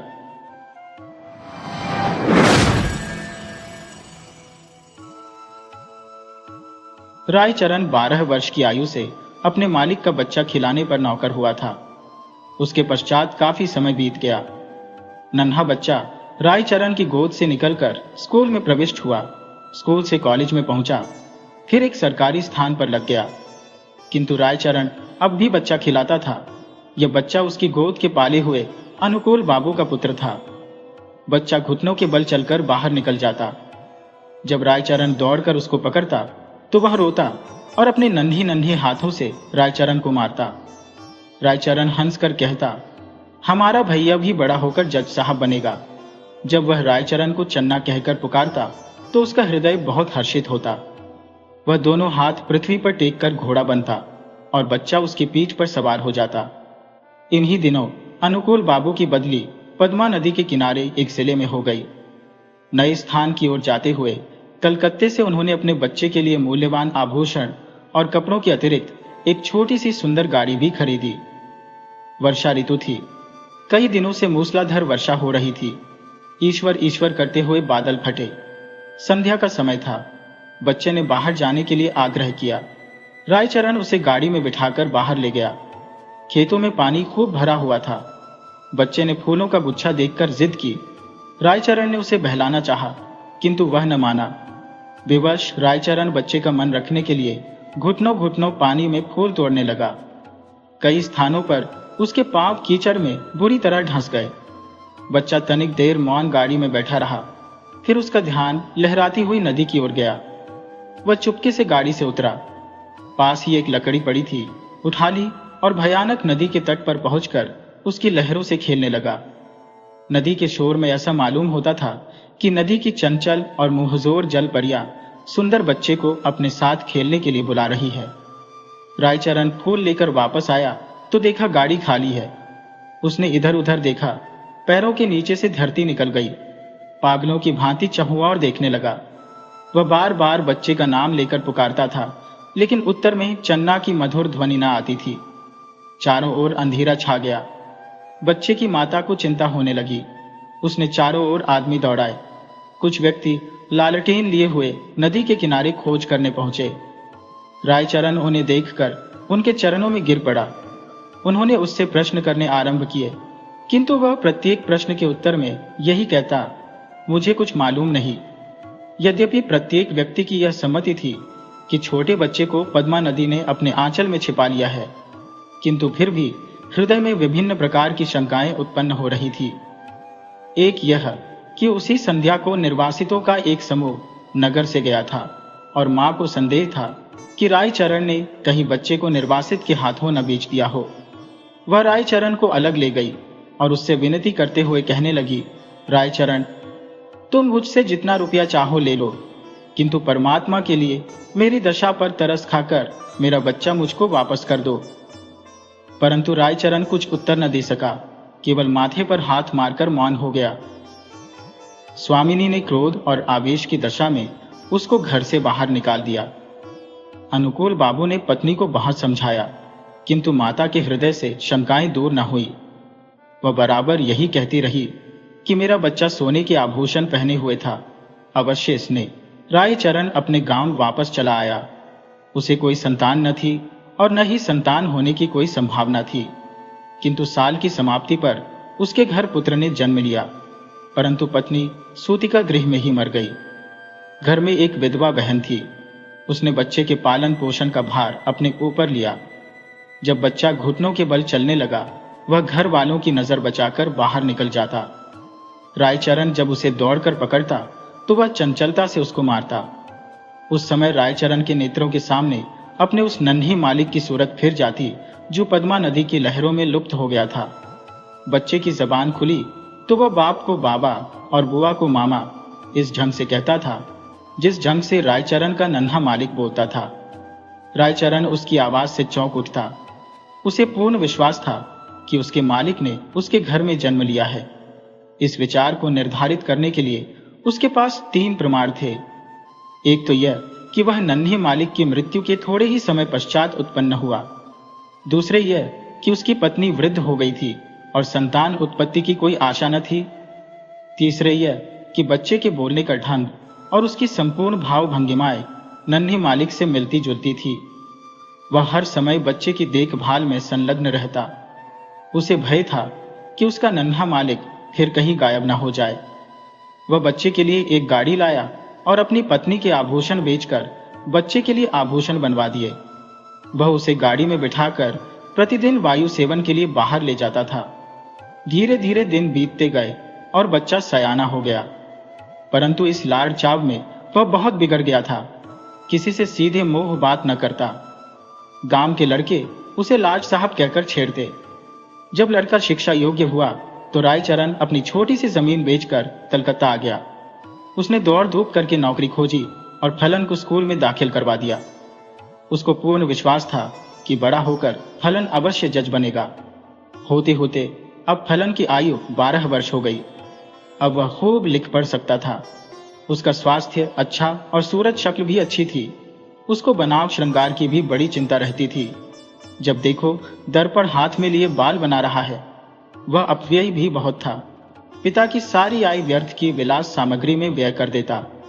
रायचरण उससे प्रेम तो पिता की भांति करता था, किंतु प्राय उसका बर्ताव उस लड़के से ऐसा ही था जैसे मालिक के साथ नौकर का होता है। उसका फलन भी उसे पिता न समझता था। दूसरी बात यह थी कि रायचरण स्वयं को फलन का पिता प्रकट भी न करता था। छात्रावास के विद्यार्थी रायचरण के गंवारपन का उपहास करते और फलन भी उन्हीं के साथ सम्मिलित हो जाता। रायचरण ने जमीन बेचकर जो कुछ रुपया प्राप्त किया था वह अब लगभग सारा समाप्त हो चुका था। उसका साधारण वेतन फलन के खर्चों के लिए कम था। वह प्राय अपने पिता से जेब खर्च और विलास की सामग्री तथा अच्छे अच्छे वस्त्रों के लिए झगड़ता रहता था। आखिर एक युक्ति रायचरण के मस्तिष्क में आई उसने नौकरी छोड़ दी और उसके पास जो कुछ शेष रुपया था फलन को सौंप कर बोला, फलन, मैं एक आवश्यक कार्य से गांव जा रहा हूं, बहुत जल्द वापस आ जाऊंगा। तुम किसी बात से घबराना नहीं। रायचरण सीधा उस स्थान पर पहुंचा जहां अनुकूल बाबू जज के ओहदे पर लगे हुए थे। उनके और कोई दूसरी संतान न थी, इस कारण उनकी पत्नी हर समय चिंतित रहती थी। अनुकूल बाबू कचहरी से वापस आकर कुर्सी पर बैठे हुए थे और उनकी पत्नी संतानोत्पत्ति के लिए बाजारू दवा बेचने वाले से जड़ी बूटियां खरीद रही थी। काफी दिनों के पश्चात वह अपने वृद्ध नौकर रायचरण को देखकर आश्चर्यचकित हुई। पुरानी सेवाओं का विचार करके उसको रायचरण पर तरस आ गया और उससे पूछा, क्या तुम फिर नौकरी करना चाहते हो? रायचरण ने मुस्कुराकर उत्तर दिया, मैं अपनी मालकिन के चरण छूना चाहता हूं। अनुकूल बाबू रायचरण की आवाज सुनकर कमरे से निकल आए। रायचरण की शक्ल देखकर उनके कलेजे का जख्म ताजा हो गया और उन्होंने मुख फेर लिया। रायचरण ने अनुकूल बाबू को संबोधित करके कहा, सरकार, आपके बच्चे को पद्मा ने नहीं बल्कि मैंने चुराया था। अनुकूल बाबू ने आश्चर्य से कहा, तुम यह क्या कह रही हो? क्या मेरा बच्चा वास्तव में जिंदा है? उसकी पत्नी ने उछलकर कहा, भगवान के लिए बताओ, मेरा बच्चा कहाँ है? रायचरण ने कहा, आप संतोष रखिए, आपका बच्चा इस समय भी मेरे पास है। अनुकूल बाबू की पत्नी ने रायचरण से अत्यधिक विनती करते हुए कहा, मुझे बताओ। रायचरण ने कहा, मैं उसे परसों ले आऊंगा। रविवार का दिन था। जज साहब अपने मकान में बेचैनी से रायचरण की प्रतीक्षा कर रहे थे। कभी वह कमरे में इधर उधर टहलने लगते और कभी थोड़े समय के लिए आराम कुर्सी पर बैठ जाते। आखिर 10 बजे के लगभग रायचरण ने फलन का हाथ पकड़े हुए कमरे में प्रवेश किया। अनुकूल बाबू की घरवाली फलन को देखते ही दीवानों की भांति उसकी ओर लपकी और उसे बड़े जोर से गले लगा लिया। उनकी नेत्रों से अश्रुओं का समुद्र उमड़ पड़ा। कभी वह उसको प्यार करती, कभी आश्चर्य से उसकी सूरत तकने लग जाती। फलन सुंदर था और उसके कपड़े भी अच्छे थे। अनुकूल बाबू के हृदय में भी पुत्र प्रेम का आवेश उत्पन्न हुआ, किंतु जरा सी देर के बाद उनके पितृ प्रेम का स्थान कानून भावना ने ले लिया और उन्होंने रायचरण से पूछा, भला इसका प्रमाण क्या है कि यह बच्चा मेरा है? रायचरण ने उत्तर दिया, इसका उत्तर मैं क्या दूं सरकार? इस बात का ज्ञान तो परमात्मा के सिवाय और किसी को नहीं हो सकता कि मैंने ही आपका बच्चा चुराया था। जब अनुकूल बाबू ने देखा कि उनकी पत्नी फलन को कलेजे से लगाए हुए है तो प्रमाण मानना व्यर्थ है। इसके अतिरिक्त उन्हें ध्यान आया कि इस गंवार को ऐसा सुंदर बच्चा कहाँ मिल सकता था और झूठ बोलने से क्या लाभ हो सकता है। सहसा उन्हें अपने वृद्ध नौकर की बेध्यानी याद आ गई और कानूनी मुद्रा में बोले, रायचरण, अब तुम यहां नहीं रह सकते। रायचरण ने ठंडी सांस भरकर कहा, सरकार, अब मैं कहां जाऊं? बूढ़ा हो गया हूं, अब मुझे कोई नौकर भी न रखेगा। भगवान के लिए अपने द्वार पर पड़ा रहने दीजिए। अनुकूल बाबू की पत्नी बोली, रहने दो, हमारा क्या नुकसान है? हमारा बच्चा भी इसे देखकर प्रसन्न रहेगा। किंतु अनुकूल बाबू की कानूनी नस भड़की हुई थी। उन्होंने तुरंत उत्तर दिया, नहीं, इसका अपराध बिल्कुल क्षमा नहीं किया जा सकता। रायचरण ने अनुकूल बाबू के पांव पकड़ते हुए कहा, सरकार, मुझे न निकालिए, मैंने आपका बच्चा नहीं चुराया था बल्कि परमात्मा ने चुराया था। अनुकूल बाबू को गंवार की इस बात पर और भी अधिक क्रोध आ गया। बोले, नहीं, अब मैं तुम पर विश्वास नहीं कर सकता। तुमने मेरे साथ कृतज्ञता की है। रायचरण ने फिर कहा, सरकार, मेरा कुछ अपराध नहीं। अनुकूल बाबू त्योरियों पर बल डालकर कहने लगे, तो फिर किसका अपराध है? रायचरण ने उत्तर दिया, मेरे भाग्य का। परंतु शिक्षित व्यक्ति भाग्य का अस्तित्व स्वीकार नहीं कर सकता। फलन को जब मालूम हुआ कि वह वास्तव में एक धनी व्यक्ति का पुत्र है तो उसे भी रायचरण की इस चेष्टा पर क्रोध आया कि उसने इतने दिनों तक क्यों उसे कष्ट में रखा। फिर रायचरण को देखकर उसे दया भी आ गई और उसने अनुकूल बाबू से कहा, पिताजी, इसको क्षमा कर दीजिए। यदि आप इसको अपने साथ नहीं रखना चाहते तो इसकी थोड़ी पेंशन कर दें। इतना सुनने के बाद रायचरण अपने बेटे को अंतिम बार देखकर अनुकूल बाबू की कोठी से निकलकर चुपचाप कहीं चला गया। महीना समाप्त होने पर अनुकूल बाबू ने रायचरण के गांव कुछ रुपया भेजा, किंतु मनी ऑर्डर वापस आ गया क्योंकि गांव में अब इस नाम का कोई व्यक्ति न था।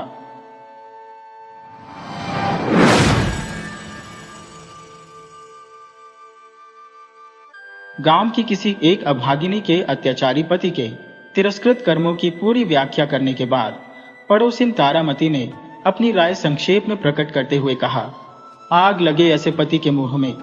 सुनकर जयगोपाल बाबू की पत्नी शशिकला को बहुत बुरा लगा और ठेस भी पहुंची। उसने जबान से तो कुछ नहीं कहा, पर अंदर ही अंदर सोचने लगी कि पति जाति के मुख में सिगरेट सिगार की आग के सिवा और किसी तरह की आग लगाना या कल्पना करना कम से कम नारी जाति के लिए कभी किसी भी अवस्था में शोभा नहीं देता।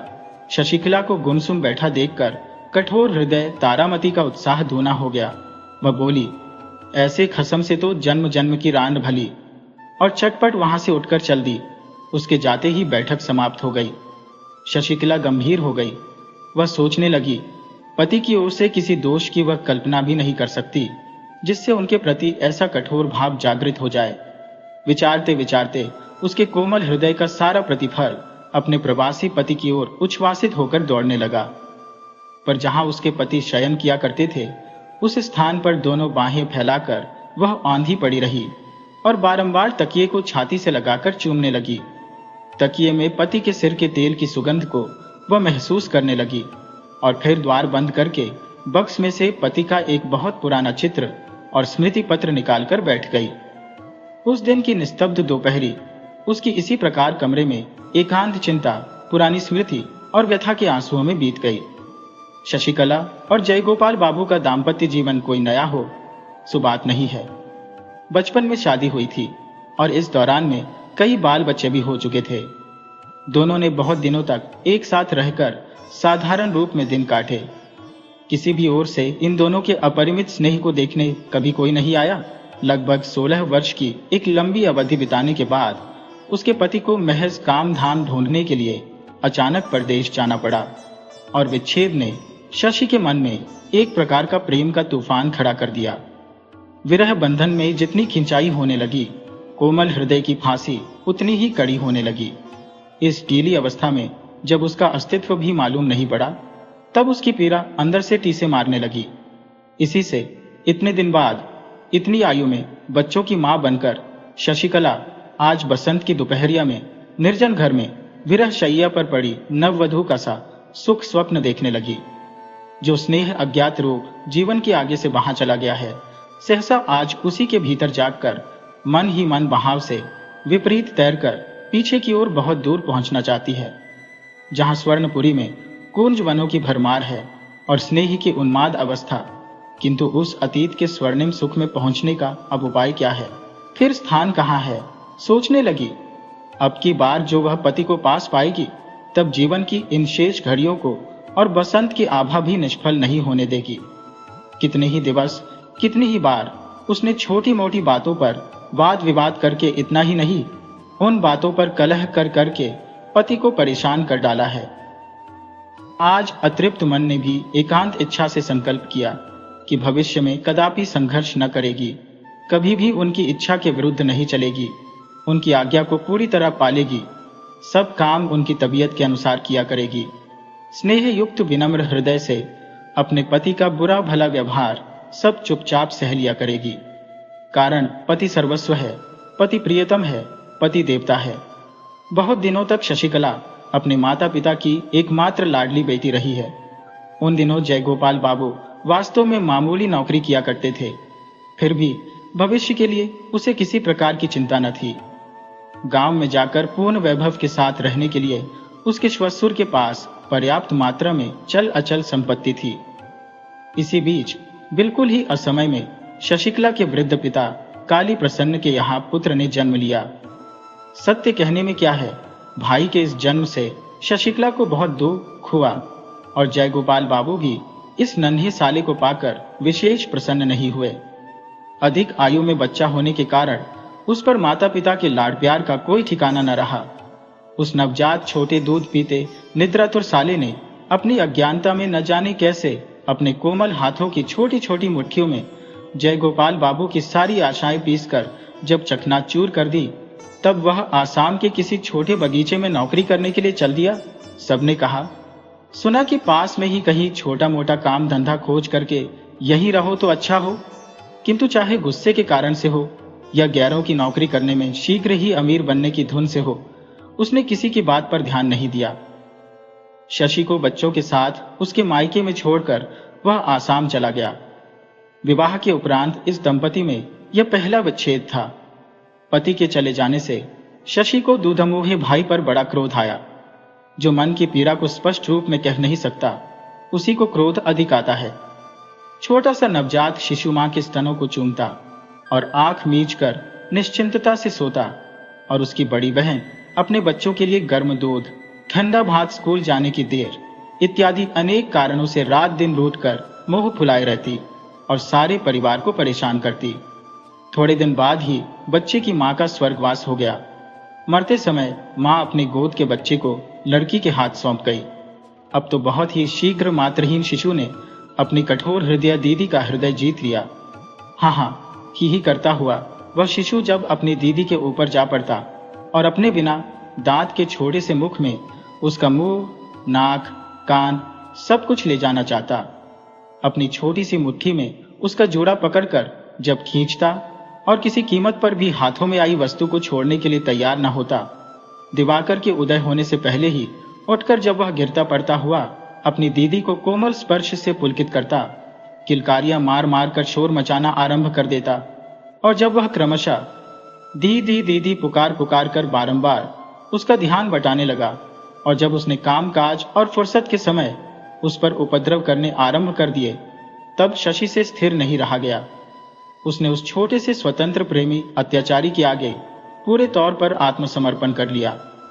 बच्चे की मां नहीं थी, इसी से शायद उस पर उसकी सुरक्षा का अधिक भार आ पड़ा। शिशु का नाम हुआ नीलमणि। जब वह 2 वर्ष का हुआ तब उसके पिता असाध्यम रोगी हो गए। बहुत ही शीघ्र चले आने के लिए जयगोपाल बाबू को लिखा गया। जयगोपाल बाबू जब मुश्किल से उस सूचना को पाकर ससुराल पहुंचे, तब श्वशुर काली प्रसन्न मौत की घड़ियां गिन रहे थे।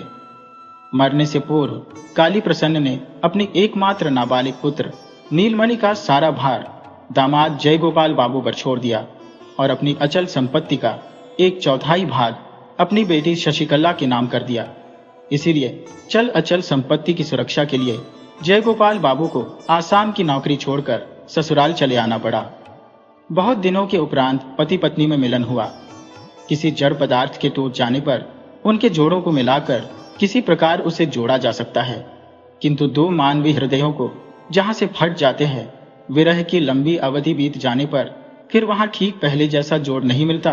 कारण हृदय सजीव पदार्थ है, क्षणों में उसकी परिणति होती है और क्षण में ही परिवर्तन।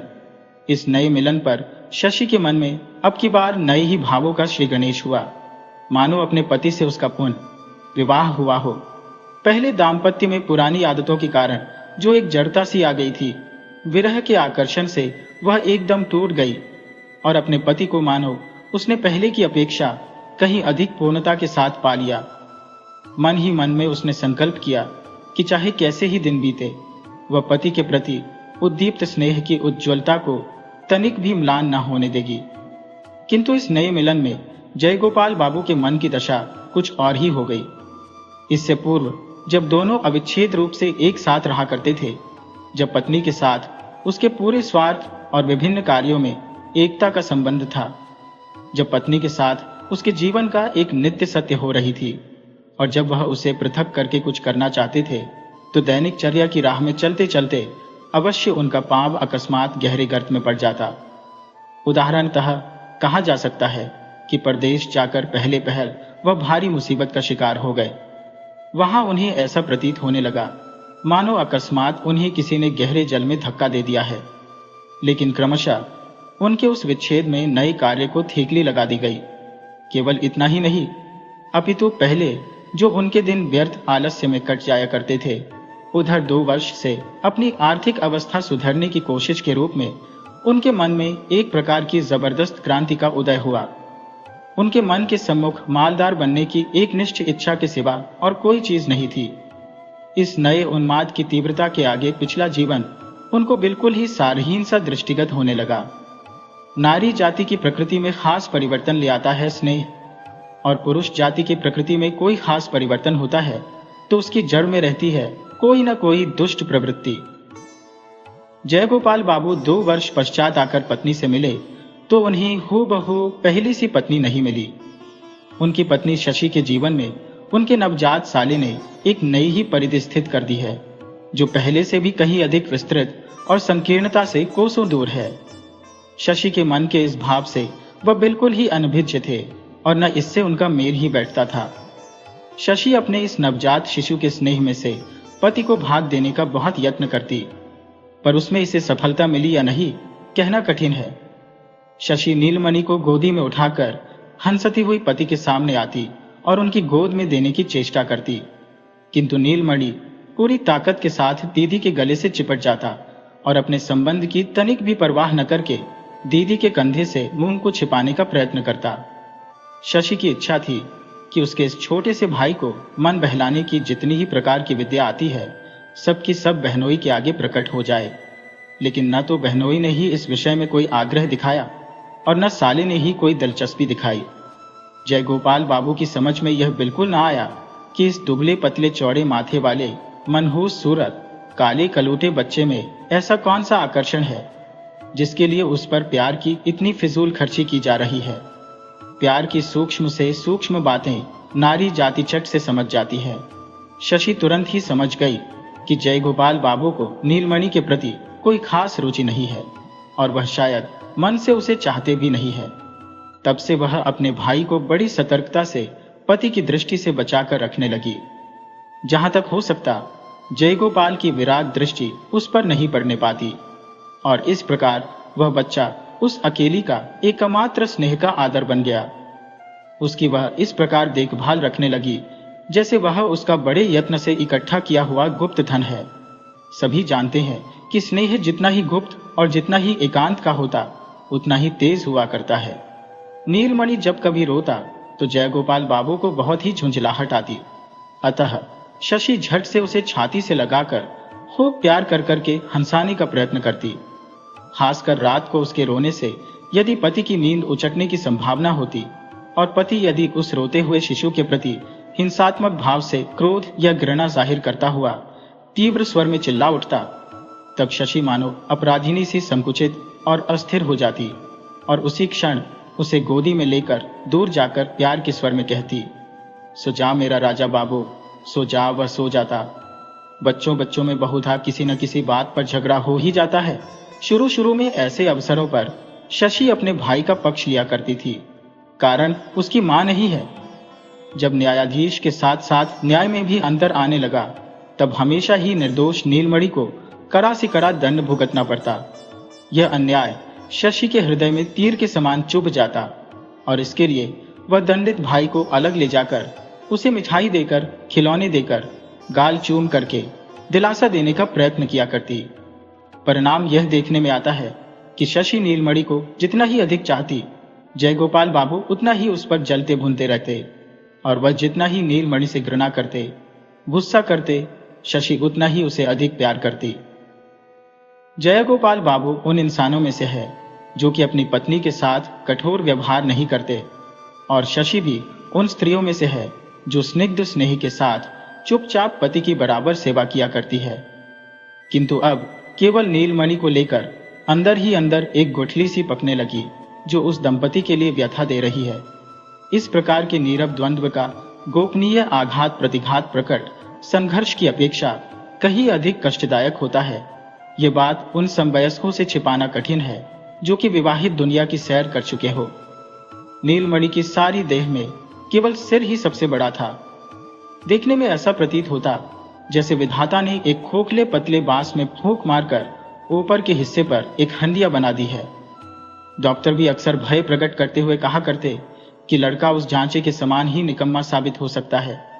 बहुत दिनों तक उसे बात करना और चलना नहीं आया। उसके उदासीन गंभीर चेहरे को देखकर ऐसा प्रतीत होता कि उसके माता पिता अपनी वृद्धावस्था की सारी चिंताओं का भार किसी नन्हे से बच्चे के माथे पर लाद गए हैं। दीदी के यत्न और सेवा से नीलमणि ने अपने भय का समय पार करके 6ठे वर्ष में पदार्पण किया।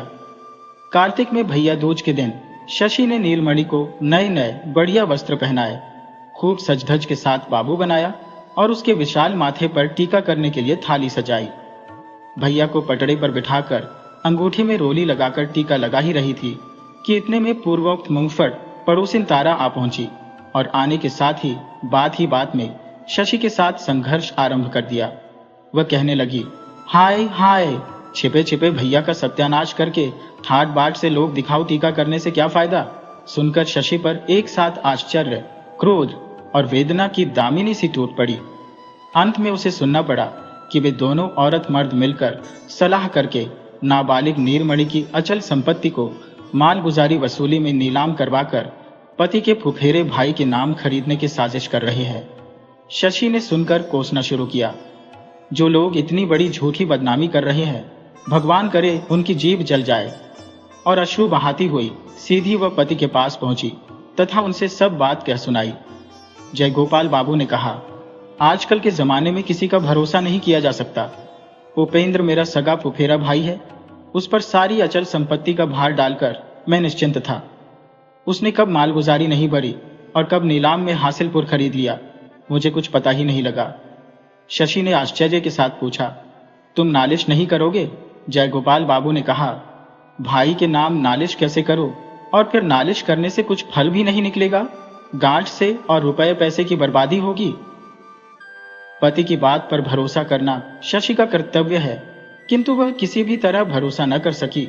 तब फिर उसकी अपनी सुख की घर गृहस्थी और स्नेह का दाम्पत्य जीवन सब कुछ सहसा भयानक रूप में उसके समक्ष आ खड़ा हुआ। जिस घर द्वार को वह अपना आश्रय समझ रही थी, अचानक देखा कि उसके लिए वह एक निष्ठुर फांसी बन गया है, जिसने चारों ओर से उन दोनों बहन भाई को घेर रखा है। वह अकेली अबला है, असहाय नीलमणि को कैसे बचाए, उसकी कुछ समझ में नहीं आता। जैसे जैसे वह सोचने लगी, वैसे वैसे भय और घृणा से संकट में पड़े हुए अबोध भाई पर उसका प्यार बढ़ता ही गया। उसका हृदय ममता और आंखें अश्रुओं से भर आईं।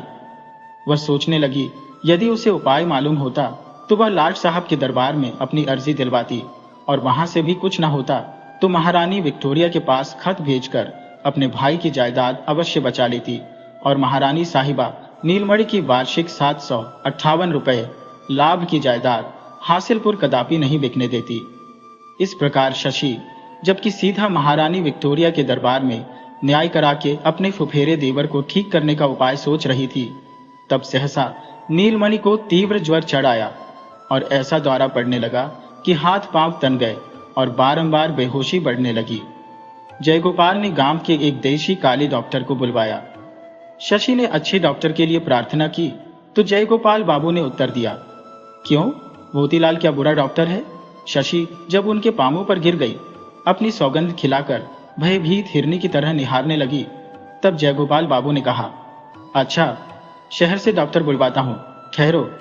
शशि नीलमणि को छाती से चिपकाए पड़ी रही। नीलमणि भी एक पल के लिए भी उसे आंखों से ओझल नहीं होने देता। भय खाता कि उसे धोखा देकर दीदी उसकी कहीं चली जाए, और इसलिए वह सदा उससे चिपटा रहता, यहां तक कि सो जाने पर भी पल्लू कदापि नहीं छोड़ता। सारा दिन इसी प्रकार बीत गया। संध्या के बाद दिया बत्ती के समय जयगोपाल बाबू ने आकर कहा, शहर का डॉक्टर नहीं मिला, वह दूर कहीं मरीज देखने गया है। और इसके साथ ही यह भी कहा, मुकदमे के कारण मुझे अभी इसी समय बाहर जाना पड़ रहा है। मैंने मोतीलाल से कह दिया है, दोनों वक्त आकर अच्छी प्रकार से देखभाल किया करेंगे। रात को नीलमणि अनशन बकने लगा। भोर होते ही शशि और कुछ भी न सोचकर खुद रोगी भाई को लेकर नाव में बैठ कलकत्ता के लिए चल दी। कलकत्ता जाकर देखा कि डॉक्टर घर पर ही है, कहीं बाहर नहीं गए हैं। भले घर की स्त्री समझकर डॉक्टर ने झटपट उसके लिए ठहरने का प्रबंध कर लिया और उसकी मदद के लिए एक अधीर विधवा को नियुक्त कर दिया। नीलमणि का इलाज चलने लगा। दूसरे ही दिन जयगोपाल बाबू भी कलकत्ता आ धमके। मारे गुस्से के आग बबूला होकर उसने शशि को तत्काल ही घर लौटने का हुक्म दिया। शशि ने कहा, मुझे यदि तुम काट भी डालो तब भी मैं अभी घर नहीं लौटने की। तुम सब मिलकर मेरे नीलमणि को मार डालना चाहते हो। उसके बाप नहीं, मां नहीं, मेरे सिवा उसका है ही कौन? मैं उसे बचाऊंगी, बचाऊंगी, अवश्य बचाऊंगी। जयगोपाल बाबू भावावेश में आकर बोले, तो तुम यही रहो, मेरे घर अब कदापि मत आना। शशि ने उसी क्षण तपाक से कहा, तुम्हारा घर कहां से आया? घर तो मेरे भाई का है। जयगोपाल बाबू बोले, अच्छा, देखा जाएगा। कुछ दिनों तक इस घटना को लेकर मोहल्ले के लोगों में चुहलबाजी न चलती रही। अनेक वाद विवाद होते रहे। तभी पड़ोसिन तारा ने कहा, अरे, खसम के साथ लड़ना ही हो तो घर पर रहकर लड़ो ना, जितना लड़ना हो। घर छोड़कर बाहर लड़ने झगड़ने की क्या जरूरत? कुछ भी हो, आखिर है तो अपना घर वाला ही। हाथ में जो कुछ जमा पूंजी थी सब खर्च करके, आभूषण आदि जो कुछ भी थे सब बेचकर किसी प्रकार शशि ने अपने नाबालिग भाई को मौत के मुंह से निकाल लिया। और तब उसे पता लगा कि द्वार गांव में उन लोगों की जो बड़ी भारी खेती की जमीन थी और उस पर उनकी पक्की हवेली भी थी, जिसकी वार्षिक आय लगभग 1.5 सहस्त्र थी, वह भी जमींदार के साथ मिलकर जय गोपाल बाबू ने अपने नाम करा ली है। अब सारी अचल संपत्ति उसके पति की है। भाई का उसमें कुछ भी हक नहीं रहा है। रोग से छुटकारा मिलने पर नीलमणि ने करोड़ स्वर में कहा, दीदी घर चलो। वहां अपने साथियों से खेलने के लिए उसका जी मचल रहा है। इसी से प्रेरित होकर वह बार बार कहने लगा, दीदी अपने उसी घर में चलो ना। सुनकर शशि रोने लगी, बोली, हम लोगों का अब घर कहाँ है? लेकिन केवल रोने से ही फल क्या? अब दीदी के सिवा इस दुनिया में उसके भाई का है ही कौन? यह सोचकर शशि ने आंखें पोंछ डाली और साहस बटोरकर डिप्टी मजिस्ट्रेट तारिणी बाबू के घर जाकर उसकी पत्नी की शरण ली। मजिस्ट्रेट साहब जयगोपाल बाबू को भली भांति जानते थे। भले घर की बहू बेटी घर से निकलकर जमीन जायदाद के लिए पति से झगड़ना चाहती है, इस बात पर वे शशि पर गुस्सा हुए। उसे बातों से फुसलाए रखकर उसी समय उन्होंने जयगोपाल बाबू को पत्र लिखा। जयगोपाल बाबू साले सहित शशि को जबरदस्ती नाव पर बैठकर गांव ले गया। इस दंपति का द्वितीय विच्छेद के बाद फिर वह द्वितीय मिलन हुआ। जन्म जन्म का साथ, सृष्टिकर्ता का विधान जो ठहरा। बहुत दिनों बाद घर लौटकर पुराने साथियों को पाकर नीलमणि बहुत खुश हुआ, आनंद पूर्वक घूमने फिरने लगा। उसकी निश्चिंत खुशी को देखकर भीतर ही भीतर शशि की छाती फटने लगी। शरद ऋतु आई। मजिस्ट्रेट साहब गांवों में छानबीन करने दौरे पर निकले और शिकार करने के लिए जंगल से सटे हुए एक गांव में तंबू तन गए। गांव के मार्ग में साहब के साथ नीलमणि की भेंट हुई। उसके सभी साथी साहब को देखकर दूर हट गए। निरीक्षण करता रहा। न जाने साहब को उससे कुछ दिलचस्पी हुई। उसने पास बुलाकर पूछा, तुम स्कूल में पढ़ते हो? बालक ने चुपचाप खड़े रहकर सिर हिला दिया। हाँ, साहब ने पूछा, कौन सी पुस्तक पढ़ते हो? नीलमणि यह पुस्तक शब्द का मतलब न समझ सका, अतः साहब के मुंह की ओर देखता रहा। घर पहुंचकर नीलमणि ने साहब के साथ अपने इस परिचय की बात खूब उत्साह के साथ दीदी को बताई। दोपहर को अचकन, पाजामा, पगड़ी आदि बांधकर जयगोपाल बाबू साहब का अभिवादन करने के लिए पहुंचे। साहब उस समय तंबू के बाहर खुली छाया में कैंप मेज लगाए बैठे थे। सिपाही वगैरह की चारों ओर धूम मची हुई थी। उन्होंने जयगोपाल बाबू को चौकी पर बैठाकर गांव के हालचाल पूछे। जयगोपाल बाबू सर्वसाधारण गांव वालों के सामने जो इस प्रकार बड़प्पन का स्थान घेरे बैठा है, इसके लिए वह मन ही मन फूला नहीं समा रहा है। उसके मन में बार बार यह विचार उठ रहे थे कि इस समय चक्रवर्ती और नंदी घराने का कोई आकर देख जाता तो कितना अच्छा होता। इतने में नीलमणि को साथ लिए अवगुंठन ताने एक स्त्री सीधी साहब के सामने आकर खड़ी हो गई। बोली, साहब, आपके हाथ में मैं इस अनाथ भाई को सौंप रही हूं, आप इसकी रक्षा कीजिए। साहब पूर्व परिचित गंभीर प्रकृति वाले बालक को देखकर उसके साथ वाली स्त्री को भले घर की बहू बेटी समझकर उसी क्षण उठ के खड़े हो गए। बोले, आप तंबू में आइए, मुझे जो कुछ कहना है वह यही कहूंगी। जयगोपाल बाबू का चेहरा फीका पड़ गया और घबराहट के मारे ऐसा हो गया मानो अंगारे पर अचानक उसका पांव पड़ गया हो। गांव के लोग तमाशा देखने के लिए खिसक खिसक कर पास आने की चेष्टा करने लगे। तभी साहब ने बेंत उठाया और सब भाग खड़े हुए। तब फिर शशिकला ने अपने अनाथ भाई का हाथ थामते हुए उस अनाथ बच्चे का सारा इतिहास शुरू से आखिर तक कह सुनाया। जयगोपाल बाबू ने बीच बीच में रुकावट डालने की चेष्टा की, पर साहब ने गरज कर उसे जहां का तहां बैठा दिया। चुप रहो, और बेंत के संकेत से उसे चौकी से उठाकर सामने खड़ा होने का हुक्म दिया। जयगोपाल बाबू शशि को मन ही मन कोसता हुआ सामने खड़ा रहा और नीलमणि अपनी दीदी से बिल्कुल चिपट कर मुंह बनाए चुपचाप खड़ा सुनता रहा। शशि की बात सुन लेने पर साहब ने जयगोपाल बाबू से कई प्रश्न पूछे और उनका उत्तर पाकर बहुत देर तक चुप रहकर शशि को संबोधित करके बोले, बेटी, यह मामला मेरी कचहरी में नहीं चल सकता, पर तुम बेफिक्र रहो। इस विषय में मुझे जो कुछ करना होगा अवश्य करूंगा। तुम इस अनाथ भाई को लेकर बेधड़क घर जा सकती हो। शशि ने कहा, साहब, जब तक इस अनाथ को अपना मकान नहीं मिल सकता तब तक इसे लेकर घर जाने का साहस मैं नहीं कर सकती। अब यदि आप इसे अपने पास नहीं रखते तो और कोई भी इस अनाथ की रक्षा नहीं कर सकता। साहब ने पूछा, तुम कहां जाओगी? शशि ने उत्तर दिया, मैं अपने पति के घर लौट जाऊंगी, मेरी कुछ फिक्र नहीं है। साहब मुस्कुराया और ताबीज बंधे और दुबले पतले गंभीर स्वभाव वाले काले रंग के उस दुखी अनाथ बालक को अपने पास रखने को तैयार हो गया। इसके उपरांत शशि जब विदा होने लगी तब बालक ने उसकी धोती का छोर पकड़ लिया। साहब ने कहा, बेटा, तुम डरो मत, आओ मेरे पास आओ। अब गुंठन के भीतर अश्रुओं से झरना बहाते और पोंछते हुए अनाथ की दीदी ने कहा, मेरा राजा भैया है ना, जा जा साहब के पास जा, तेरी दीदी तुझसे फिर मिलेगी। अच्छा। इतना कहकर उसने नीलमणि को उठा छाती से लगा लिया और माथे पर पीठ पर हाथ फेर कर किसी प्रकार उसके पतले हाथों से अपनी धोती का छोर छुड़ाया और बड़ी तेजी से वहां से चल दी। साहब ने तुरंत ही बाएं हाथ से उस अनाथ बालक को रोक लिया और बालक दीदी दीदी चिल्लाता हुआ जोर जोर से रोने लगा। शशि ने एक बार मुड़कर दूर से अपना दाहिना हाथ उठाकर अपनी ओर से उसे चुप होने के लिए सांत्वना दी और अपने टूक टूक हुए हृदय को लेकर और भी तेजी से आगे निकल गई। फिर बहुत दिनों तक उस पुरानी हवेली में पति पत्नी का मिलन हुआ। सृष्टिकर्ता का विधान जो ठहरा, लेकिन यह मिलन अधिक दिन तक न रह सका। कारण इसके कुछ ही दिन बाद एक दिन भोर होते ही गांव वालों ने सुना कि रात को जयगोपाल बाबू की स्त्री हैजे से मर गई और रात ही को उसका अंतिम संस्कार हो गया।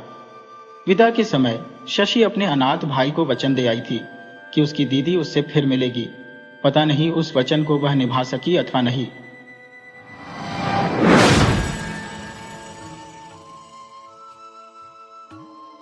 वीडियो अच्छी लगी हो तो इसे लाइक करें और ऐसी ही मज़ेदार कहानियों के लिए चैनल को सब्सक्राइब करें और बेल आइकन दबाएं। ज़्यादा से ज़्यादा अपने दोस्तों को शेयर करें। धन्यवाद।